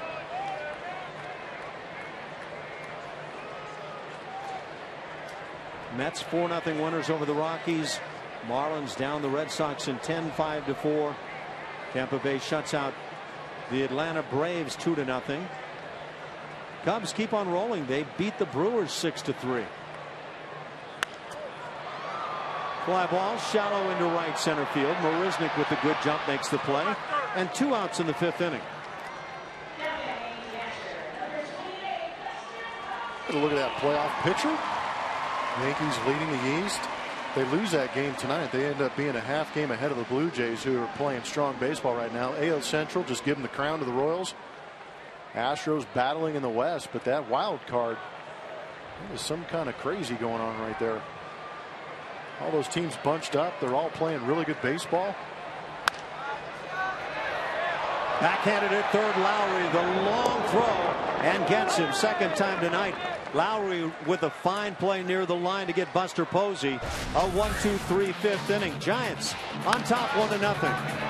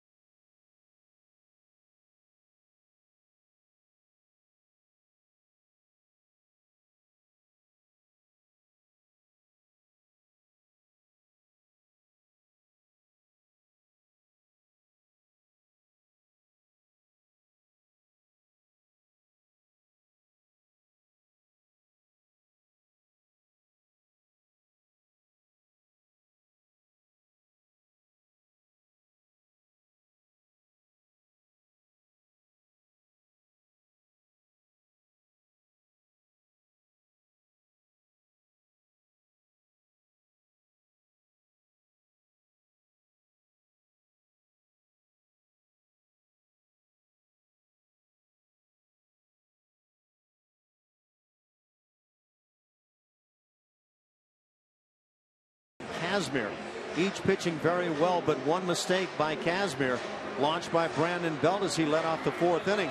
Home run to center field, a solo job, and a 1-0 San Francisco lead for the Astros here in the 6th inning. 9-1-2. Scott Kazmir will precede Jose Altuve and Carlos Gomez.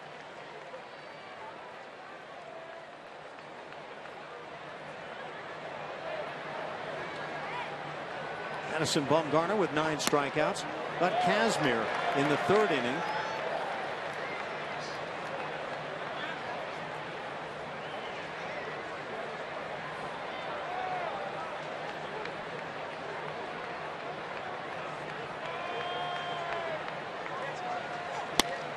And an 0-2 count here as Kazmir leads off the 6th. Failed to mention the White Sox downing the Angels. The final 3-0. The White Sox win it. So the Angels fall back to 1.5 games behind Houston. And the Cardinals winners as they hosted the Pirates 4-3 final. St. Louis Cardinals 72-40 and 41-16 at home. Chopper to first base. Belt will sprint to the bag. Out number 1.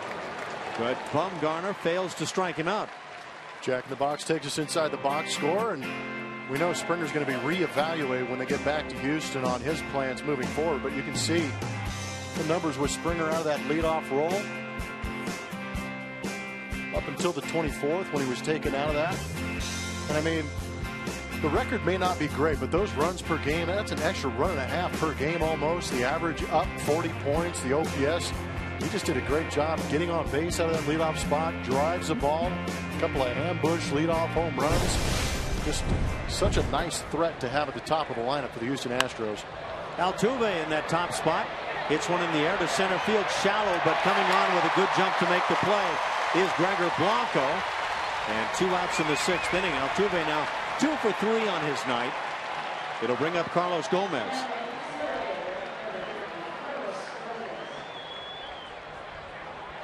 We just really didn't get a chance to see what a Springer, Altuve, Correa lineup could do, because having Springer at the top of the lineup just pushes everybody down and creates so much depth, and that in turn makes it a lot tougher for opposing pitchers to try and get through that lineup.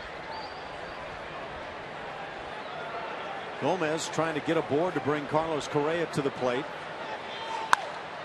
Pops it up shallow into center field. Coming on again, Blanco. He'll drift back and make the catch. A 1-2-3 6th inning as Bumgarner sails through 5.5.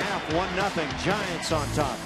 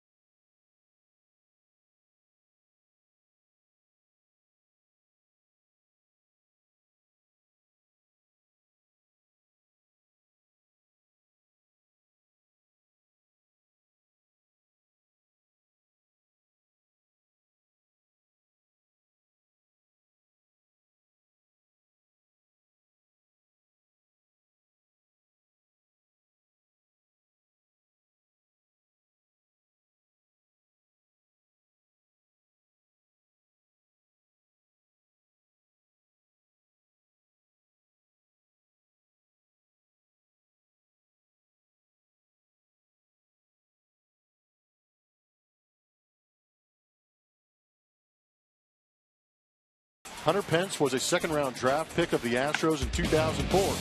He made an immediate impact with the big club upon his arrival in Houston in 2007, making the Topps all-rookie team.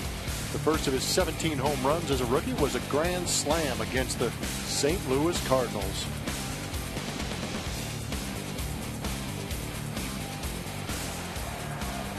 He's been an impact player all along. And now with these San Francisco Giants, 0 for 2 tonight. Struck out in the third inning. Third of the 3 strikeouts tonight for Kazmir.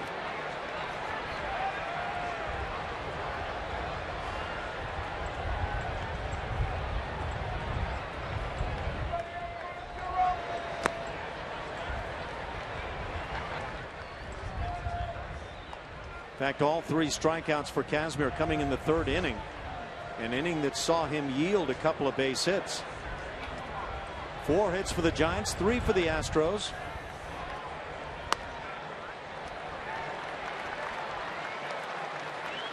Giants just keep selling them out here in San Francisco.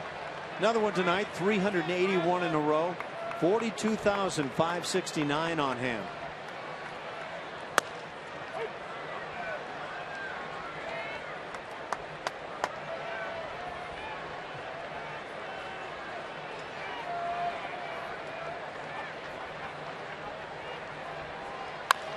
Ground ball to short on the dangerous 3-1 pitch. Correa with the play, out number 1 in the 6th. One Astro rookie phenom to the current Astro rookie phenom, and to get a good comparison, Hunter Pence put up fantastic numbers. We already talked about it. Those 17 bombs with that 322 average. Really didn't know what to expect, because Hunter was one of those guys that could run a little bit. You knew the pop was there, but developed into a fine power hitter, RBI guy. But that kid on the left, he continues to surprise. He continues to turn heads, and he's going to be putting up some massive numbers for a long time. Brandon Belt has driven in the only run of the night, and as we've seen enough of Carlos Correa to believe he's going to be just something special for a long, long time. Belt with a home run in the 4th inning. Fastball sails up and in. A lot of fans here giving that ooh, because Brandon Belt has a home run under his belt already against Kazmir. I don't think there was any intent behind that pitch. You try to come up and in, and when you miss a little bit, it can look like you're intending something.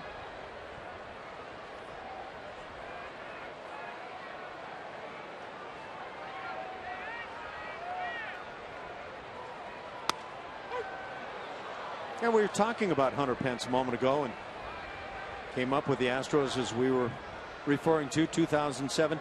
It took a couple of years to become an all-star.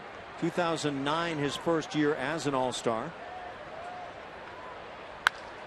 Another drive hit to left field this time, back at the wall.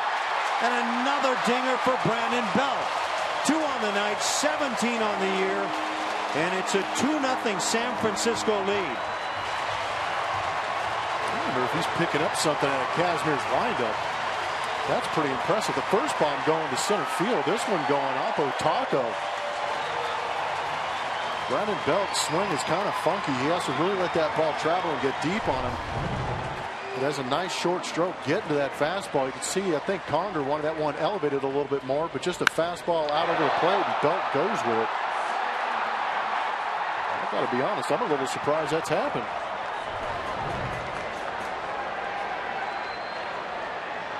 Well, Belt has been the offense tonight.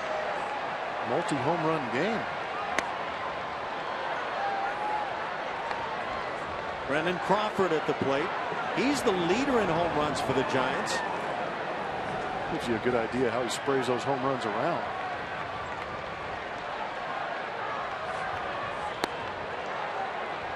Ball and a strike on Crawford.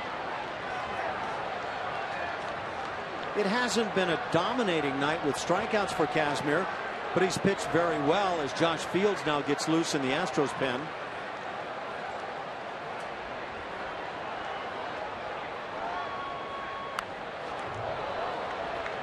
Crawford fouls it back.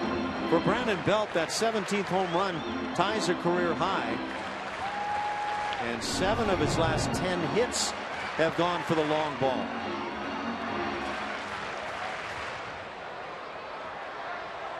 It's pretty amazing how quickly Brandon Belt is to the ball and then again out of the zone. He's not one of those guys that really lets that barrel linger. Diving stop, Correa. Great play. Nice job on the other end as Chris Carter takes a low throw. But another terrific play defensively by Carlos Correa.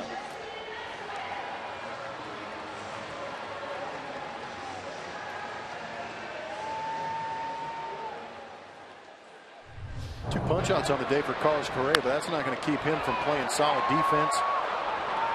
Has the ability to do it on both sides of the baseball. You see him leaning into that dive, but keeping his head still enough to be able to get that short hop. Justin Maxwell at the plate has walked twice. Yeah, the defensive side has been just as impressive as the offensive side for Correa.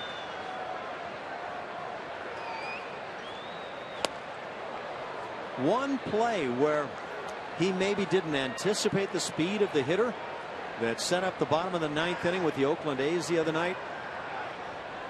But that's been one of the very few blemishes we've seen at all.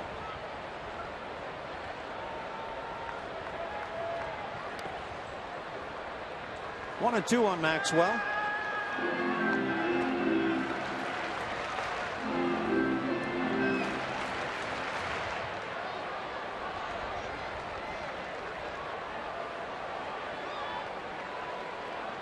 And Josh Fields.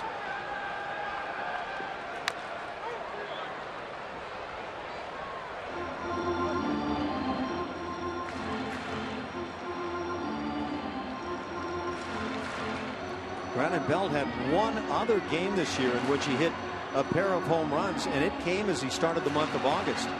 2 home runs at Arlington against the Texas Rangers in a 9-7 victory for the Giants.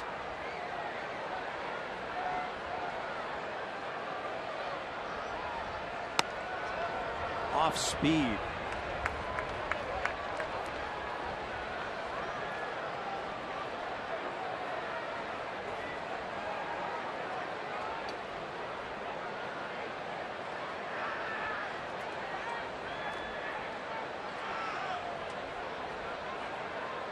Turned into a very calm evening. Those flags that were blowing early now pretty much hanging limp.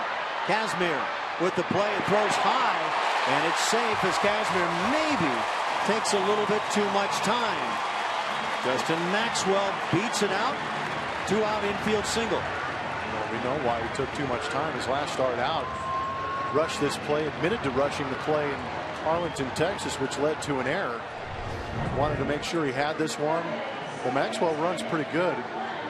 Kind of nudged this one. Really no chance for Carter to sprint out there and get a better play. He might have had a better angle, but I don't think the play would have ended any differently. When Kazmir picked up that baseball, Maxwell wasn't a whole lot more than halfway down the line.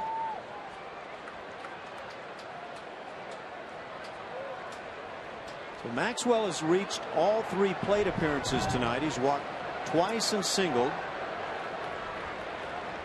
Aboard for Ehire Adrianza.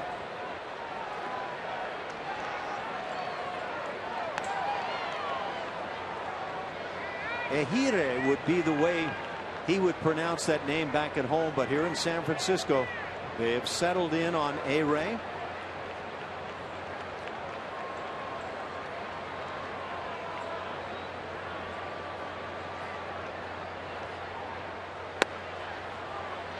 Ball and a strike on the second baseman of the Giants.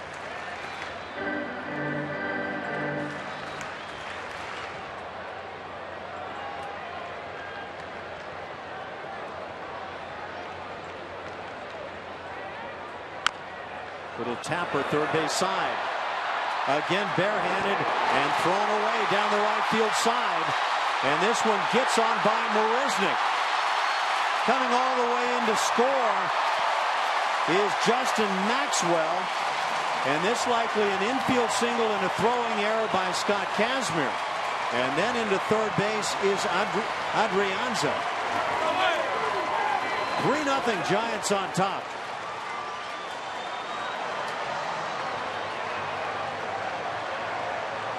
And the skip. A.J. Hinch comes out to the mound. He points to the bullpen rather. As the Astros bring on the right-hander now to work in the 6th inning. Fields will come on, and the Astros trailing it 3-0. And that was a good look on the replay, seeing what Kazmir was seeing.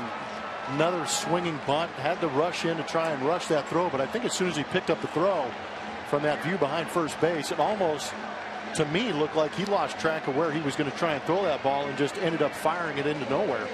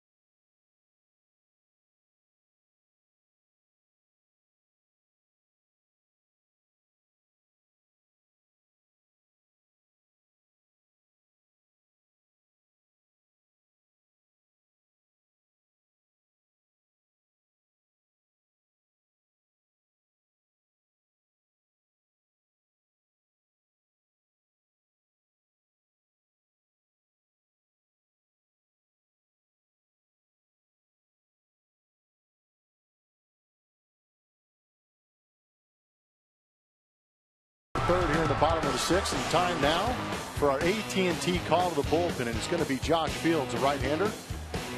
We did not see him on the other side of the bay in Oakland. He's had some time off. Last time we saw him was in Texas, where he went 1 inning, punched out 1 hitter, and threw 12 pitches. Those are his numbers on the season. It is, as we suggested, a single and an E1 on that last little swinging bunt by Adrianza. No RBI on the play. Adrianza goes all the way to third base on that throwing error. And now Madison Bumgarner at the plate, 0 for 2. Second time that Kazmir got him, he hung out a rope to left field.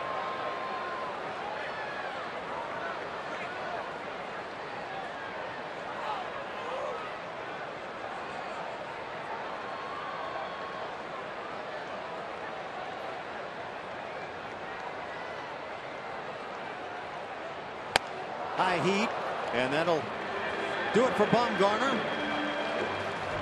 The Fields comes on, gets the strikeout. The Giants pick up 2 big runs, though, in the 6th inning.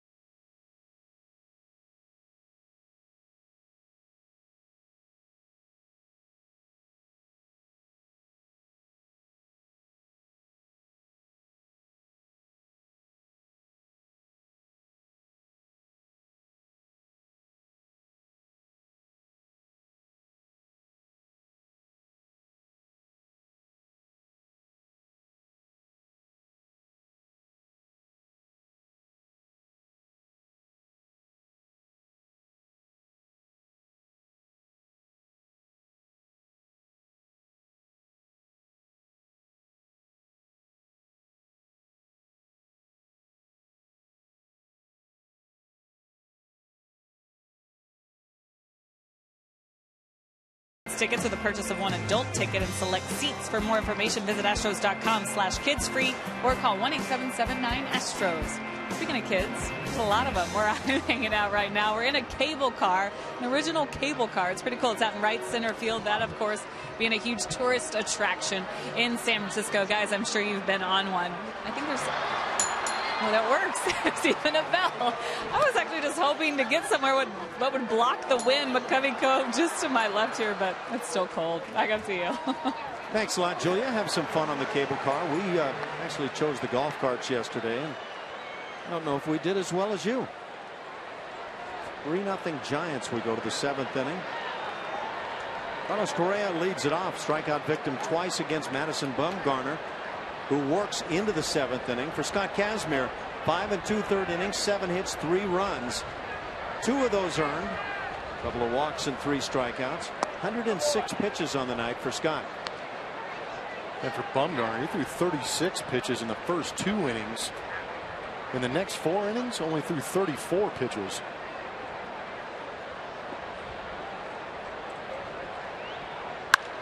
Hot shot up the middle, but backhanded by the second baseman. And the first out of the inning is Adrianza is able to make that nice backhanded play.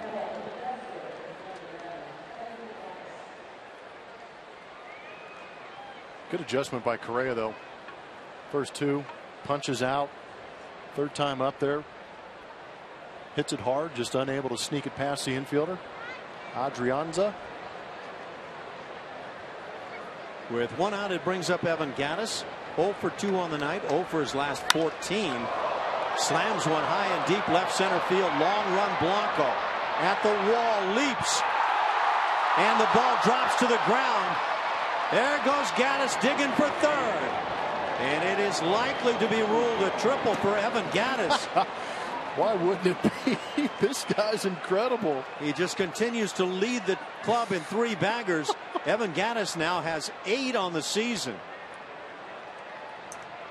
Well, the good news is 2 balls in this inning have been stung off Madison Bumgarner. This ball driven deep to left center field. Deepest part of that left center field out in that corner. Blanco gave it a good effort jumping up there. But give Evan Gattis credit. Put his head down, was running hard out of the box. As soon as he sees that ball on the ground, another easy stand up. Oh, he gives it the courtesy slide because it's a TV game. But another easy triple for Evan Gattis. 8. 9 triples on the career of Evan Gattis and 8 this season. That easily leads on the club. Second best, Jake Marisnick with 3. And now a chance for the Astros to get on the board. They trail 3-0. Jed Lowry at the plate with 1 out.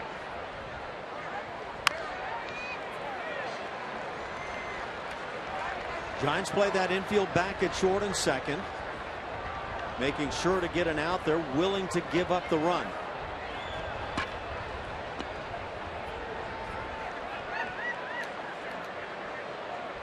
Good job by Madison Bumgarner, by the way. Knowing that the infield's playing back, the hitter just realizes all he has to do is hit a ground ball up the middle, but he goes inside on Jed Lowry, trying to tie him up and not allow him just to hit a lousy ground ball to drive in the first run for the Astros. Good pitching. But Jed also does a really good job with his at-bats. We've seen him fall behind 0-2 and able to work back in counts and get big hits. As the 1-2 count. But down on strikes. That's 10 on the night, double digits now for Bumgarner, and that's a big one.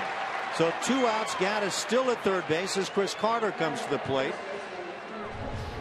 Blanco in center field. Oh, he didn't have it. He was trying to play it off.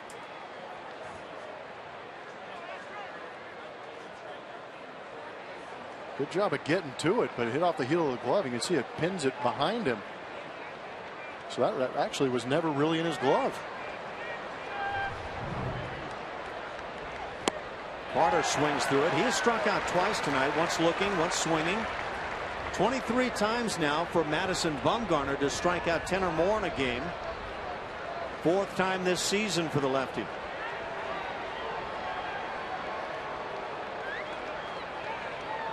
That can be so costly to not make contact with less than 2 outs. Chad Qualls gets it loose for Houston. That bullpen for the Giants remains quiet.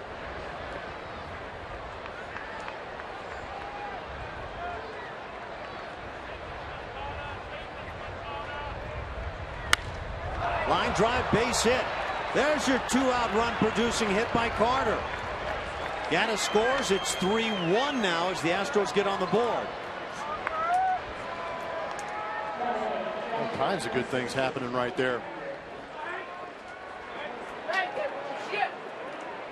A couple of punch outs for Carter leading into that at bat, but here with two outs, does a good job of staying on this one, driving in that first run for the Houston Astros, picking up Jed Lowry.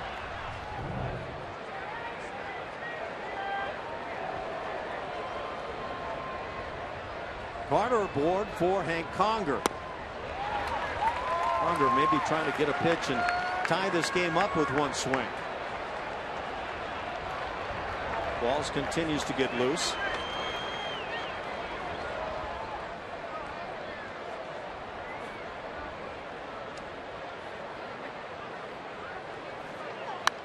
On the fist, and the count at 0-2 on Conger. Yikes, get off me.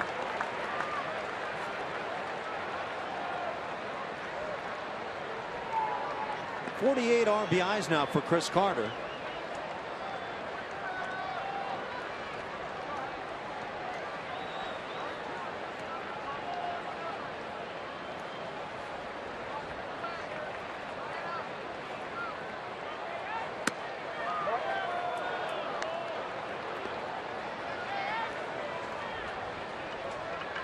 Couple of solo home runs tonight by 5-hitter Brandon Belt. Left-hand hitter against Scott Kazmir. One in the 4th, one in the 6th, and then an unearned run. Right, Conger down on strikes. That'll do it. 11 strikeouts for Bumgarner. But the Astros get on the board. It's 3-1 here in the 7th inning.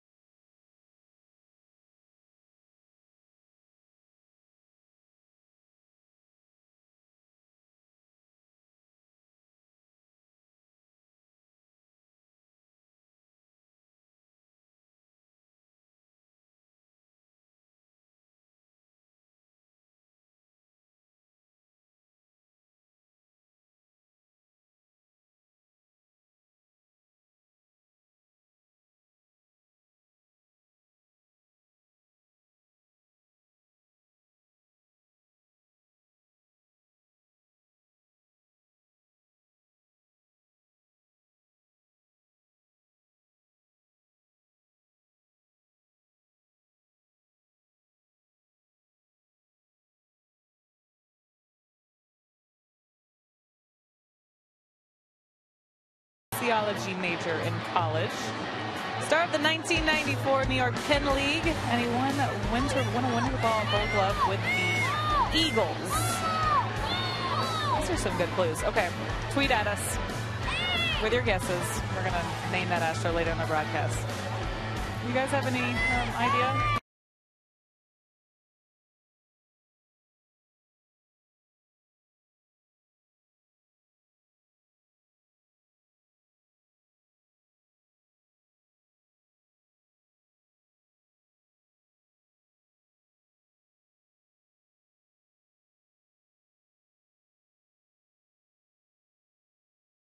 Seventh inning with the top of the order. Oh, that is Josh Fields. Excuse me.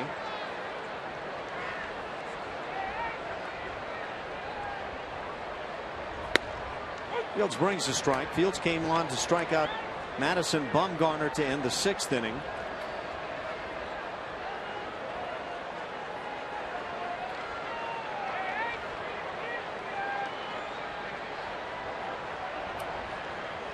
Shift on for the left-hand hitting Blanco.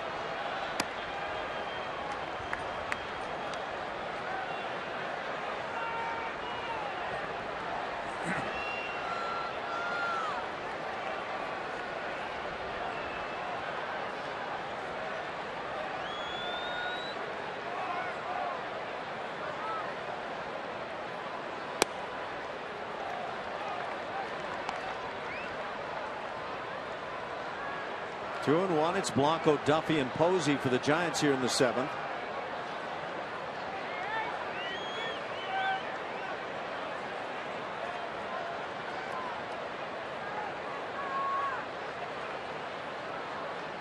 Three runs on 7 hits for San Francisco.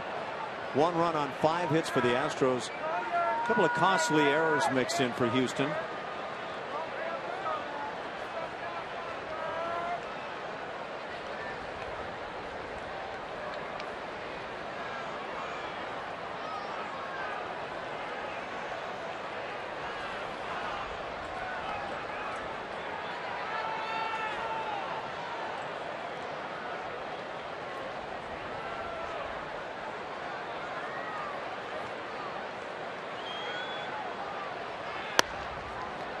Just away.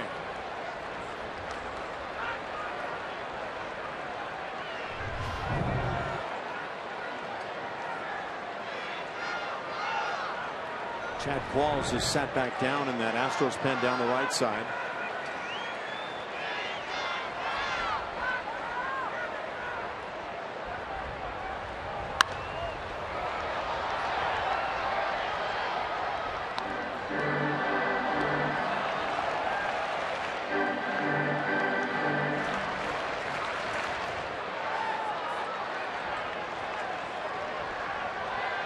When Fields has been able to pitch this year, been effective in it, a whip that's under the 1 mark.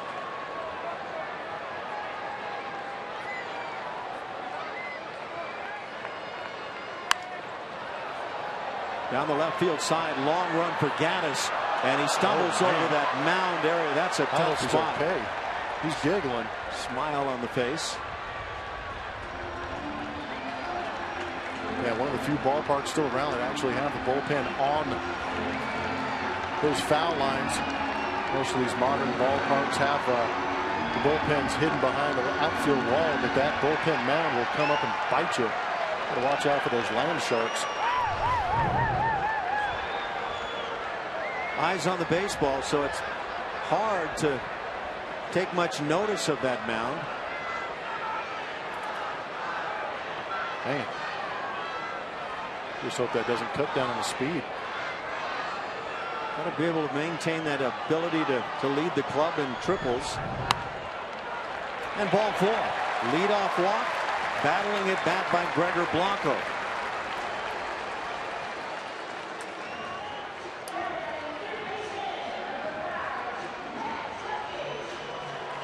Well, how about that? Not just J.R. Tolles, J.R. Towels.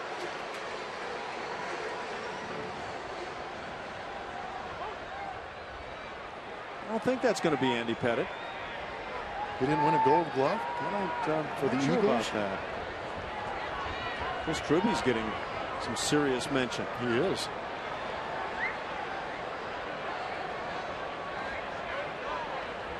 Crush City might be onto something.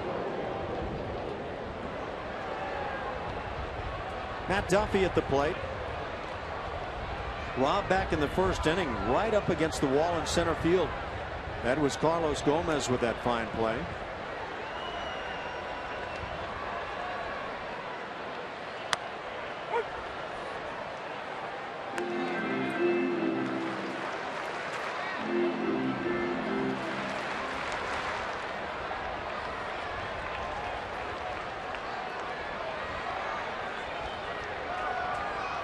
The Astros have been presented a chance to pick up some ground this evening.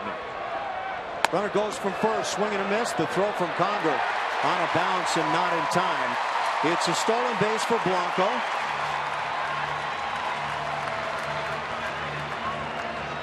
grimace from Conger. His feet got tangled up somewhere around there.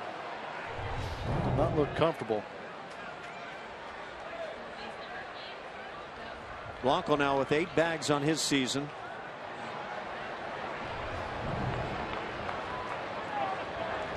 Still nobody out here in the inning. Duffy with an 0-2 count. Lines it down the right side and it goes foul.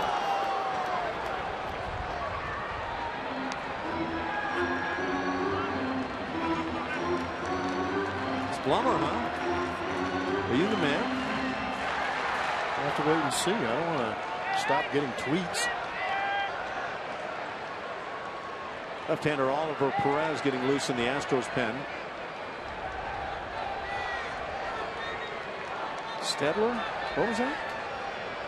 I'm not entirely sure.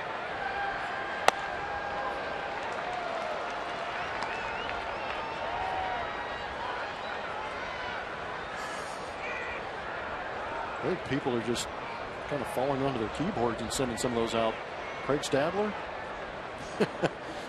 There's Oliver Perez.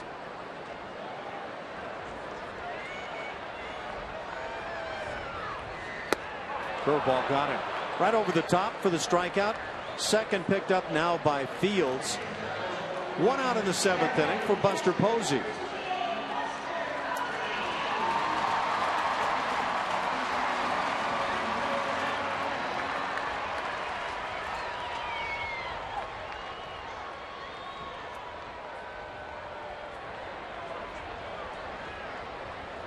And now the Astros will put Posey on.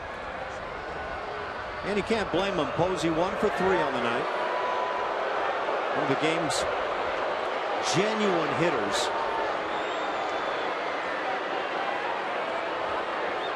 This will be the second walk of the inning for Fields. And the 4th of the night issued by the Astros. Hunter Pence waits on deck.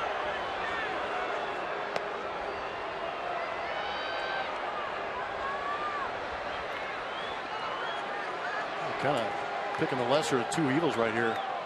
Buster Posey putting up MVP numbers again. Don't want to face him. Put him on first base. He put that double play in order for Hunter Pence.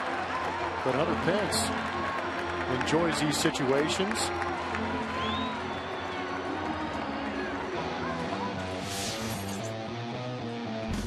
When the Astros win, you win. Every time the Astros win on a Tuesday, you get 50% off your pizza order on Wednesday at Papa John's. Use promo code Astros at papajohns.com. Meeting at the mound as Brent Strom goes out there. Runners are at first and second. The Astros down a pair of runs here in the 7th. And Hunter Pence at the plate. 6th time for Buster Posey to be passed intentionally this year.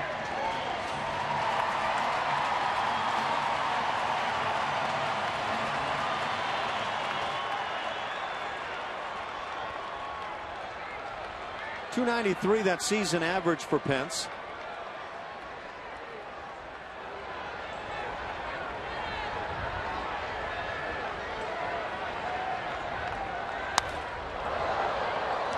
There's a good swing and fouls it back. With less than 2 outs this year, Hunter Pence been very effective in driving in runners from scoring position, hitting .393 in that scenario. We talked earlier about how well the Giants do this with runners in scoring position. .291 the average coming in with runners in scoring position. .294 when there are 2 outs. 0-2 now the count on Pence.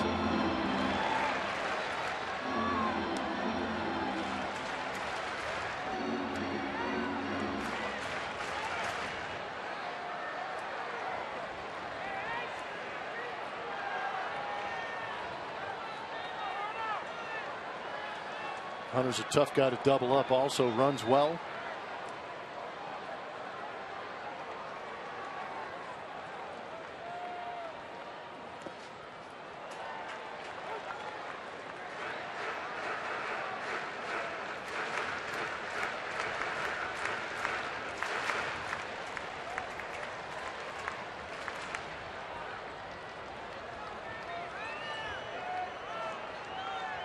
Pence has hit .313 in the wins for the Giants this year. Just .220 when they lose. So statistically, it would seem to be a big part of what the Giants do. Fastball popped up. Shallow in right field. Marisnick able to come in and makes the play. 2 down in the inning. A big out of Hunter Pence, and now Brandon Belt comes to the plate. Our TXU Energy Power player of the game, Brandon Belt. 2 home runs. This one to center field off Scott Kazmir. And again, gets a fastball away, goes with it, barrels it up nicely. Not easy to do here at AT&T Park, but his home field is being awfully nice to him right now. A.J. Hinch comes out. He brings on the left-hander, recently acquired Oliver Perez. And that would seem to be very wise against Brandon Belt, despite the fact that his 2 home runs tonight have come against the lefty Kazmir. Belt against left-handers on the year, hitting just .205. So Oliver Perez comes on, 3rd pitcher of the night for Houston. A chance to look at our American League West standings with this pitching change going on. The Astros holding on with the Angels losing in Chicago. Rangers lost also, so that's helping the Astros out a little bit, keep them in first place for a couple more days until they figure these things out and get rolling again. How about Nelson Cruz for the Mariners? 34 home runs. He's quietly making a push for that Triple Crown. He has been tearing it up recently, and yeah, you're exactly right.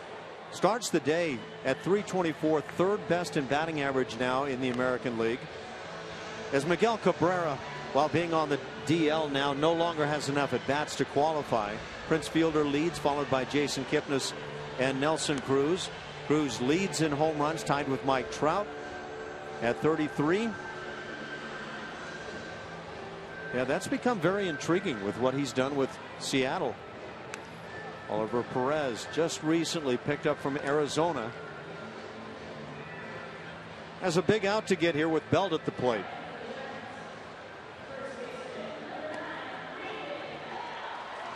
Belt 2 for 3 on the night, both home runs.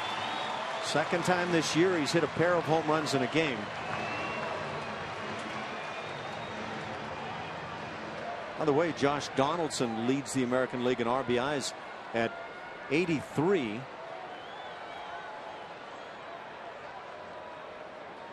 Left-handers hitting 183 against Oliver Perez.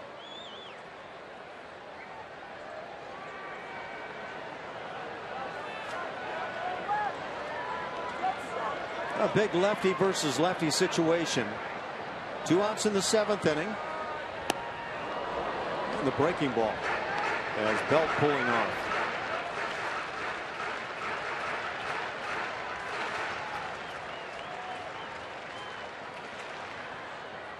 Oliver Perez working with fastball, slider, and that funky delivery. Rush it up there around 92, 93 when he has to. Or 94. It's up there to the 94 mark. Little LT ante in the process.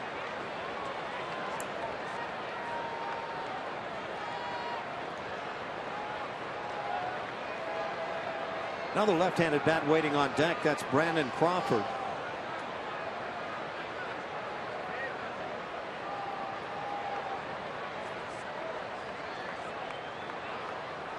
And the breaking ball frozen. So A.J. Hinch brings on Oliver Perez. It pays off as he strikes out a hot Brandon Belt. Giants fail to score but lead it 3-1.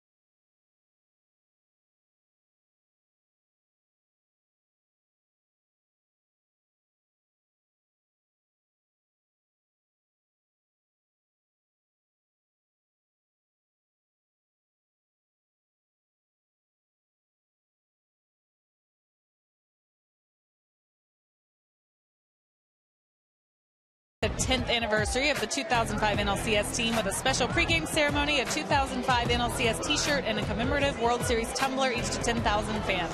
For more info, visit Astros.com/Legends Weekend or call 1-877-9-ASTROS today. Welcome you back to AT&T Park, where just beyond the center field wall is the Garden. It's a unique, a little bit different place for fans to get some ballpark food. You can find a hot dog, but it'll be gluten-free out here. I actually have a flatbread pizza. This garden here is edible, and it inspires some of the food that they have at this ballpark. They even give kids a lot of tours through here as they learn about the importance of healthy living. And Hunter Pimps comes out to some of those, who's on the paleo diet. He actually forces kids to eat some of the things right from this garden. Guys, what do you think? Sounds pretty good, I think. Never played that diet. You were on one of those similar diets last year. I did the paleo diet, or the caveman diet, as some people like to call it. But a pretty good idea out there. Before, there used to be nothing out there. It was just dead space. They used to have a lot of storage for equipment and things like that, but they've turned it into a viable garden, and it looks like they're cooking up some good stuff. It's a bit like our dinner last night. Jake Marisnick starts things here in the 8th inning. Madison Bumgarner still on to work it for the Giants. He has struck out 11 on the night. Let's play Where's Julia. It was tough to do in Oakland. She was up on the top of Mount Davis. That one had to come pretty close to those feet of Jake Marisnick. Marwin Gonzalez has a bat waiting on deck. That's the pitcher's spot. Do you like National League Baseball or American League Baseball? Now Chad Qualls and Pat Neshek get loose.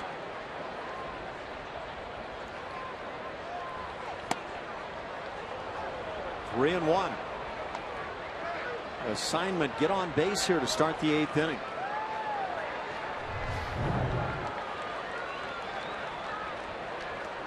All right. Take advantage of it. 3 and 2.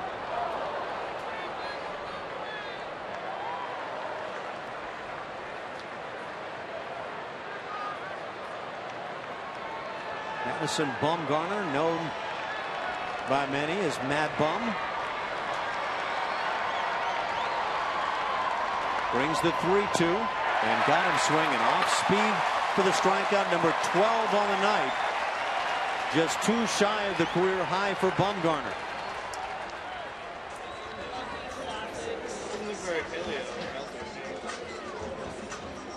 Julia's not even worrying about what's going on right now. It's about the food. She's doing a good impression of a fan.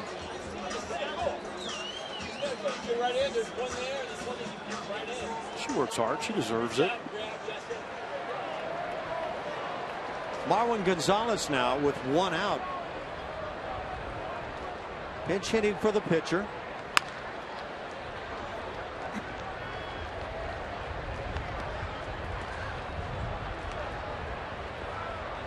Oh, 1 the count on Marwin. Hitting .262. He's had a very nice season. Switch hitter, swinging it from both sides of the plate quite well.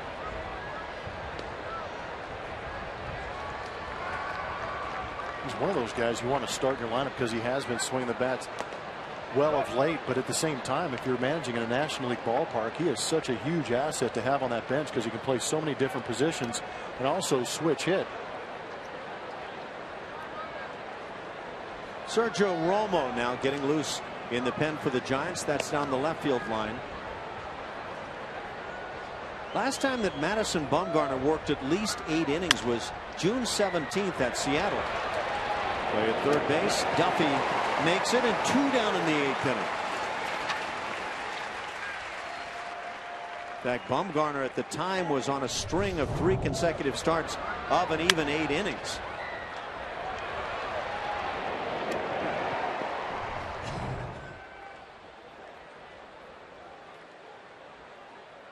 .93 pitches now for Bumgarner. And 2 outs. Jose Altuve at the plate. 2 for 3 on the night. Well, you have to think back to that first inning. Base hits by Altuve and Carlos Gomez to start it. And then the Astros fell flat. Failed to get on the board. I'm going to guess that is in a pretty good spot. I have to agree. A lot of body movement from Altuve, maybe selling things, but Dana Demuth didn't like it. That's all that really matters. Ball and a strike.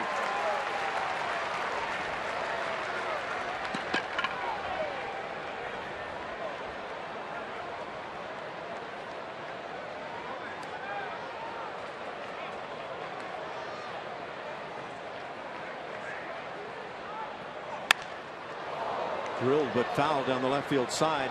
1-2 the count.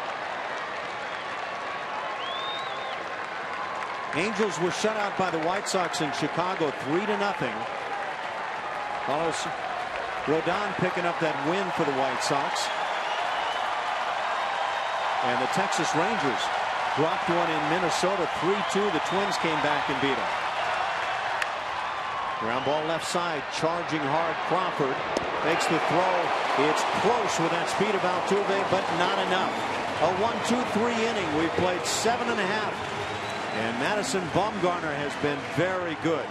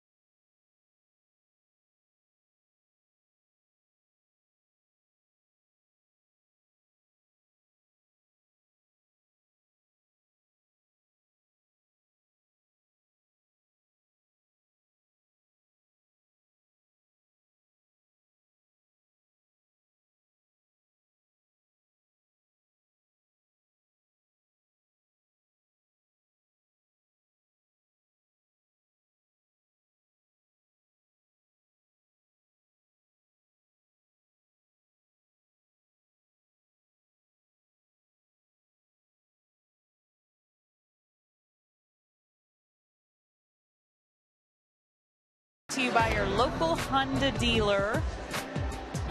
We had a few get this correct on Twitter. It's going to be Jeff Blum up there in the booth. Blummer majoring in sociology at Cal. 7th round pick of the Expos in '94, and he hit .344 in the New York Penn League. What's this? Where'd you win a Gold Glove? That was with the Hunter Eagles in the Australian Winter Baseball League.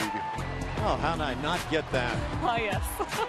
Another paid vacation. I was trying to think of a winter ball team that might have had a Latin name that meant Eagles, but I was coming up empty. No, I had some pretty tremendous winter ball destinations, to say the least. So those folks that guessed Jeff Blum, way to go. Brandon Crawford leads off for the Giants. 3-1 San Francisco. One more game, that's tomorrow afternoon. 2:45 start Houston time. Scott Feldman goes against Andrew Heston. Couple of righties. And then Thursday's an off day for the Astros. Once again, they come back home, start up a 10-game homestand. That's an intriguing homestand. It'll be the Tigers for 3, Tampa Bay for 4, and then the Dodgers make their stop into Houston. 3 games. As Chad Qualls works it now, 4th pitcher of the night for Houston.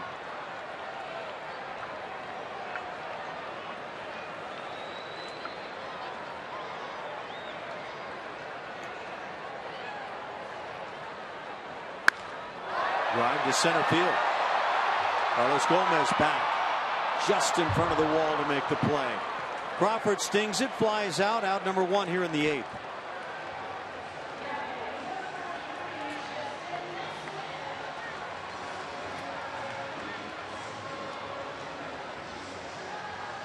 Mentioning tomorrow's matchup with Feldman going against Andrew Heston. It was Heston throwing the no-hitter against the Mets in the month of June. So the Astros are going to have their hands full once again. Excuse me, that's Chris Heston. They've got in the Astros notes Andrew Heston. I apologize. Altuve with the play, 2 outs in the 8th inning. Brings up A-Ray Adrianza.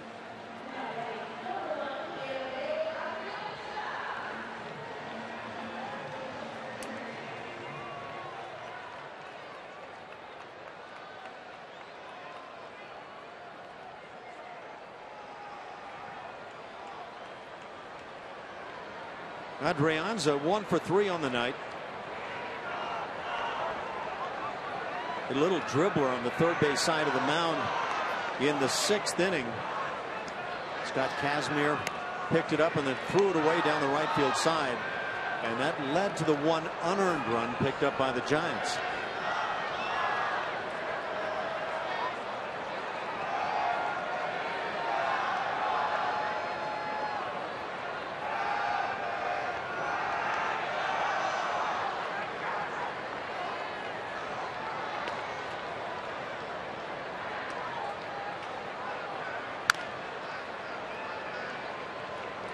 Ball on a strike. Chad Qualls in his 12th year now in the major leagues.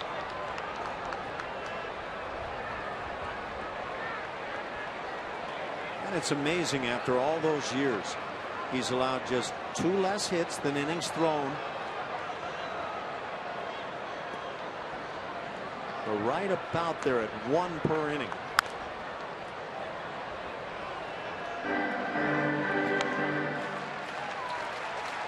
.47 and .46 lifetime for Chad. Good ERA at 3.77.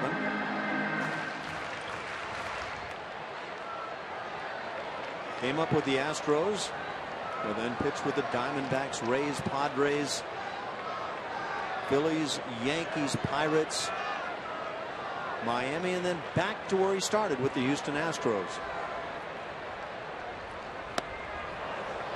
And the strikeout. So he gets Adrianza, a 1-2-3 8th inning. Astros have work to do in the 9th as they trail 3-1. Gomez, Correa, and Gaddis coming to the plate.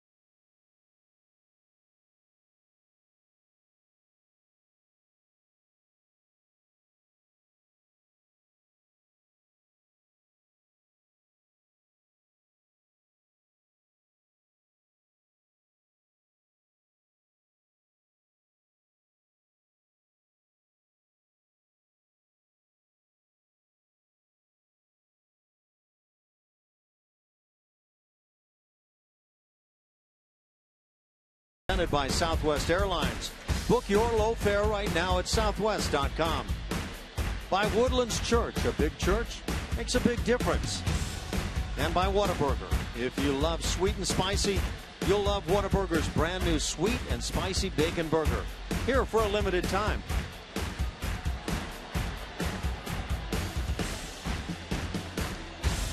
Beautiful Bay Area. And the Giants enjoying a 3-1 lead as we go to the 9th inning. Madison Bumgarner is still on to work it. A guy who has 7 career complete games. Trying to complete one here in game 1 against the Astros. Carlos Gomez, Carlos Correa, and Evan Gattis trying to have their say in that matter. 97 pitches to start this inning for Madison Bumgarner. Sergio Romo down the Giants bullpen, ready and loose.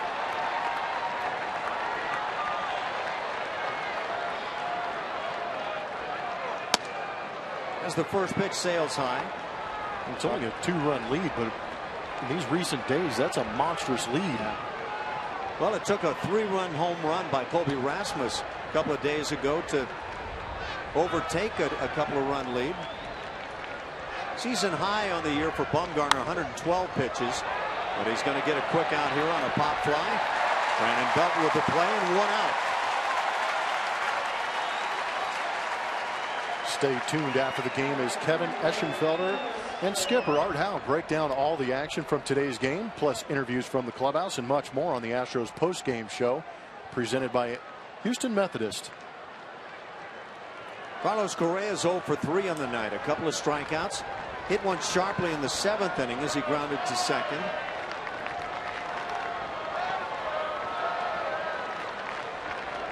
Bumgarner has 1 complete game this year. Had 4 last year.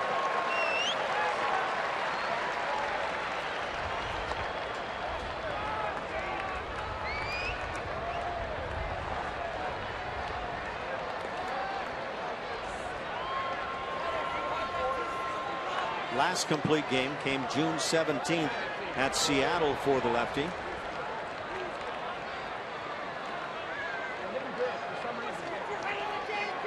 Correa struck out his first couple at bats against Bumgarner.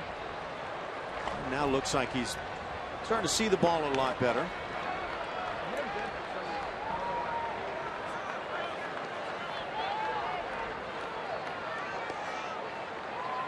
Giants get another right-hander up in their pen.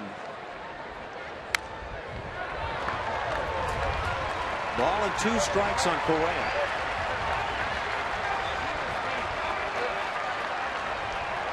That's Romo on the right and Casilla on the left.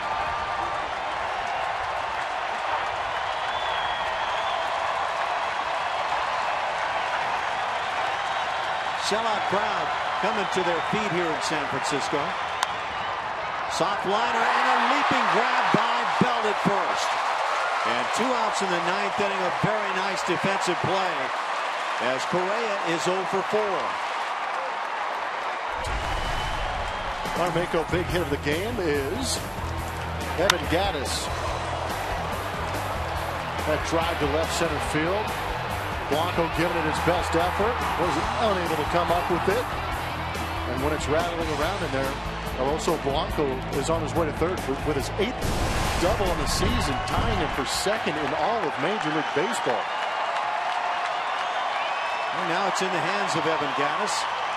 2 outs, nobody aboard. He takes the breaking ball for a strike. And maybe an expanded outside corner for Dana DeMuth. Gattis with that triple and 3 at-bats tonight.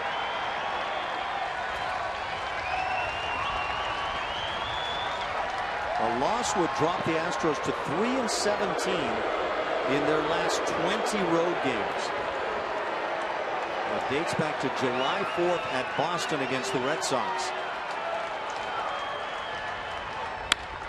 Line drive and gloved it short by Crawford. A 1-2-3 9th inning as Madison Bumgarner goes the distance, and the Giants win it 3-1 over the Astros in game 1 of this 2-game set. 2nd complete game of the year for Bumgarner.